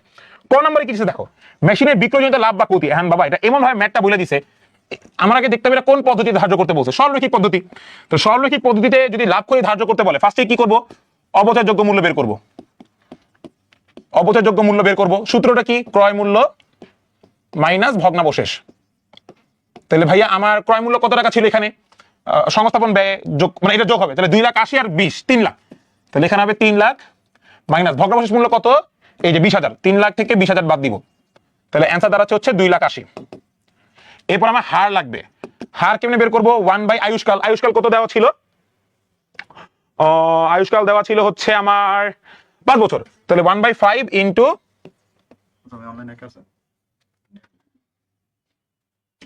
1/5 ইন্টু 100। তাহলে 5 রেটে দিয়ে কাটলে হয় 20, তাহলে হচ্ছে 20%। তাহলে এবার আমি 2,80,000 এর 20% তোমরা চিন্তা করো আমাদের কয় বছর পর্যন্ত। দেখো এখানে ইউজুয়ালি আমার আয়ুষ্কাল বলছে 5 বছর, কিন্তু আমরা ম্যাথটা শুরু করছি কবে? 2014 সালের প্রথম থেকে 2016 সালের অক্টোবরে সেল করছি। তাহলে আমার অক্টোবরের আগে কোন মাস? সেপ্টেম্বর। তাহলে সেপ্টেম্বর পর্যন্ত আমার হিসাব করতে হবে। সেপ্টেম্বর সেল করছি, এরপর তো অবশ্যই নাই। তাইলে আমার 2014 সাল, 2015 সাল ফুল, এই 2 বছর ফুল। এরপর 2016 সালে গিয়ে একটু কাপ ধাপ আছে। তাহলে 2,80,000 ইন্টু 20, তাহলে 2,80,000 1, 2, 3 ইন্টু 20, 5 বছর বলছে না? হ্যাঁ, 20%, ঠিক আছে। তাহলে এই বছর আসবে হচ্ছে 56,000। প্রথম বছর আমি জানি সরলরৈখিক পদ্ধতিতে প্রতি বছর অবচয় সেম। 14 সালে যদি 56,000 টাকা আছে, দ্বিতীয় বছরে 56,000। এইবার 16 সালে কি 56,000 টাকা হবে? না, 16 সাল তো পুরোটা লাগে নাই। কয় মাস লাগছে? জানুয়ারি, ফেব্রুয়ারি, মার্চ, এপ্রিল, মে, জুন, জুলাই, অগাস্ট, সেপ্টেম্বর, অক্টোবরে সেল করে দিছে 9 মাস। তাহলে 56 ভাগ 12 গুণ 9, 42,000 টাকা আসবে 2016 সালে। তাহলে পুঞ্জীভূত অবচয় তিনটার যোগফল। তাহলে পুঞ্জীভূত অবচয় কত? 56 যোগ 56 যোগ 42। পুঞ্জীভূত অবচয় হচ্ছে 1,54,000। তাহলে এবার ক্রয় মূল্য থেকে পুঞ্জীভূত অবচয়টা বাদ দিব। তাহলে ক্রয় মূল্যটা কত ছিল? 3 লাখ। এবার আমরা তাহলে এখানে 3 লাখ থেকে বাদ দিব হচ্ছে 1,54,000। তাহলে তাহলে 3 লাখ থেকে 1,54,000 টাকা বাদ দিলে 1,46,000 টাকা থাকে। এইবার দেখো বিক্রি করছে কত টাকা বাবা, 1,60,000 টাকা বিক্রি করছে। তার মানে তার বহি মূল্য হচ্ছে 1,46,000, কিন্তু সে সেল করছে 1,60,000-এ। তার মানে 1,60,000-এ সে সেল করছে। কত টাকা এক্সট্রা সেল করছে সে? 1,60,000 মাইনাস 1,46,000, 14,000 টাকায় এক্সট্রা সেল করছে। তার মানে এই 14,000 টাকা তার লাভ। এই 14,000 টাকা কি? এই 14,000 টাকা হচ্ছে তার লাভ। এইভাবে আমাদের আসলে বের করতে হবে, ঠিক আছে? এটা তো তোমরা প্রসেসটা পারো, এটা একটু রাফ করে দেখাইলাম, এই জন্য আমরা তো প্রিভিয়াসলি আমরা দেখে আসছি প্রসেসটা। খ নম্বরে কি বের করতে বলছে? এই যে জাবেদা দাখিলা দাও। জাবেদা ইউজুয়ালি ভাইয়া 3 বছর 2016 সাল চাইছে। তাহলে 16 সালে হচ্ছে প্রথম জাবেদাটা হবে হচ্ছে অবচয়ের, যেহেতু সম্পত্তি 16 সালে ক্রয় করে নাই, 16 সালে কোনো জাবেদা হবে না সম্পত্তি ক্রয়ের। প্রথমটা হচ্ছে অবচয়ের জাবেদা, অবচয় হিসাব ডেবিট, অবচয় ডেবিট, পুঞ্জীভূত অবচয় ক্রেডিট। 2 নাম্বার হবে হচ্ছে আমার বন্ধ করা জাবেদা, আয় সারাংশ ডেবিট, আয় সারাংশ ডেবিট, এরপর হচ্ছে অবচয় ক্রেডিট। এবার তোমরা চাইলে এখানে 3 নম্বরে বিক্রয়জনিত লাভের জন্য জাবেদা দিতেও পারো, নাও পারো। বিক্রয়জনিত লাভ বন্ধের জন্য, লাভ বন্ধ করলে কি হবে? লাভ তো ক্রেডিট হয়, লাভ বন্ধ করলে লাভ হবে ডেবিট, বিক্রয়জনিত লাভ ডেবিট 14,000, আয় সারাংশ ক্রেডিট 14,000। দিতে পারো নাও দিতে পারো, এখানে এটা কোনো নিয়ে কনফিউশন বা ঝামেলা নাই। ওকে, লাস্ট আমাদের গ নম্বরে কি বলছে দেখো, 2014 সালে থেকে 16 সালের সময় অবচয় হিসাব প্রস্তুত করো, মানে হচ্ছে খতিয়ান প্রস্তুত করো। সো ভাইয়া খতিয়ান তো আর তোমাদের কিছু বলার নাই, খতিয়ান তোমরা ইন্ডিভিজুয়ালি জাবেদার জন্য প্রস্তুত করবা। তখন 2014 সালে একটু জাবেদা তোমরা চিন্তা করবা। 2014 সালে 3টা জাবেদা হবে, সম্পত্তি ক্রয়ের জন্য জাবেদা এবং অবচয়ের জন্য জাবেদা, অবচয় বন্ধের জন্য জাবেদা। 15 সালেও ঠিক সেম, সম্পত্তি অবচয়ের জন্য জাবেদা, অবচয় বন্ধের জন্য জাবেদা। 16 সালে জাবেদা তো দেখাই দিলাম তোমাদের। সো এভাবে তোমরা জাবেদাটা চিন্তা করে তোমরা খতিয়ানটা জাস্ট প্রস্তুত করে ফেলবা, এবং যেহেতু আমাকে বলা নাই আমরা খতিয়ানে চলমান যেটা করব। তো আমি আশা করি এই পর আসলে তোমাদের এখানে সমস্যা থাকার কোনো প্রশ্নই আসে না। এই একটা ক্লাসে আমরা অবচয় নিয়ে পুরো আলোচনা করছি, যত খুঁটিনাটি বিষয় আছে সমস্ত কিছু করছি। তোমার বাসায় বেশি বেশি করে প্র্যাকটিস করবা, যদি কোনো সমস্যা থাকে ভাইয়াকে জানাবা, ভাইয়া তো আসি, এবং আমাদের সাথে থাকবা ইটিসি রাখ পর্যন্ত, যাতে আমরা ভালো মতো পড়াশোনাটা করতে পারি। ঠিক আছে, বেশি বেশি করে ক্লাস করতে হবে কিন্তু, হ্যাঁ। তো আমি আশা করি ইনশাআল্লাহ আমাদের অবচয় নিয়ে আজকের ক্লাসে পড়া কোনো সমস্যা থাকবে না।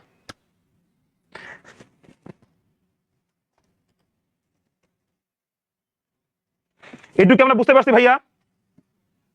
সো তোমরা বাসা প্র্যাকটিস করবা, কোনো সমস্যা হলে ডিসকাশন গ্রুপে জানাবা, কোনো সমস্যা হলে ভাইয়ের পার্সোনাল মেসেজ দিবা, নো ওয়ারিজ, ঠিক আছে? সো ভালো লাগতেছে না অনেক। আবার 9:30টার দিকে রাখা হচ্ছে ATC 26 and 27, 27 and 26 super student গ্রুপে অবচয়ের জাবেদা নিয়ে আজকে অবচয়েরই তোমার এমসিকিউ নিয়ে ক্লাস হবে। সো দ্রুত সবাই যেখানে চলে আসবা, এবং সেখানে আরো কিছু খুঁটিনাটি আমি এমসিকিউর পাশাপাশি আরো কিছু খুঁটিনাটি বিষয় নিয়ে আলোচনা করবো। সেই ক্লাসটা দেখবা, কোনো সমস্যা হলে ভাইকে জানাবা। সবাই ভালো থাকো, সুস্থ থাকো, ফি আমানিল্লাহ।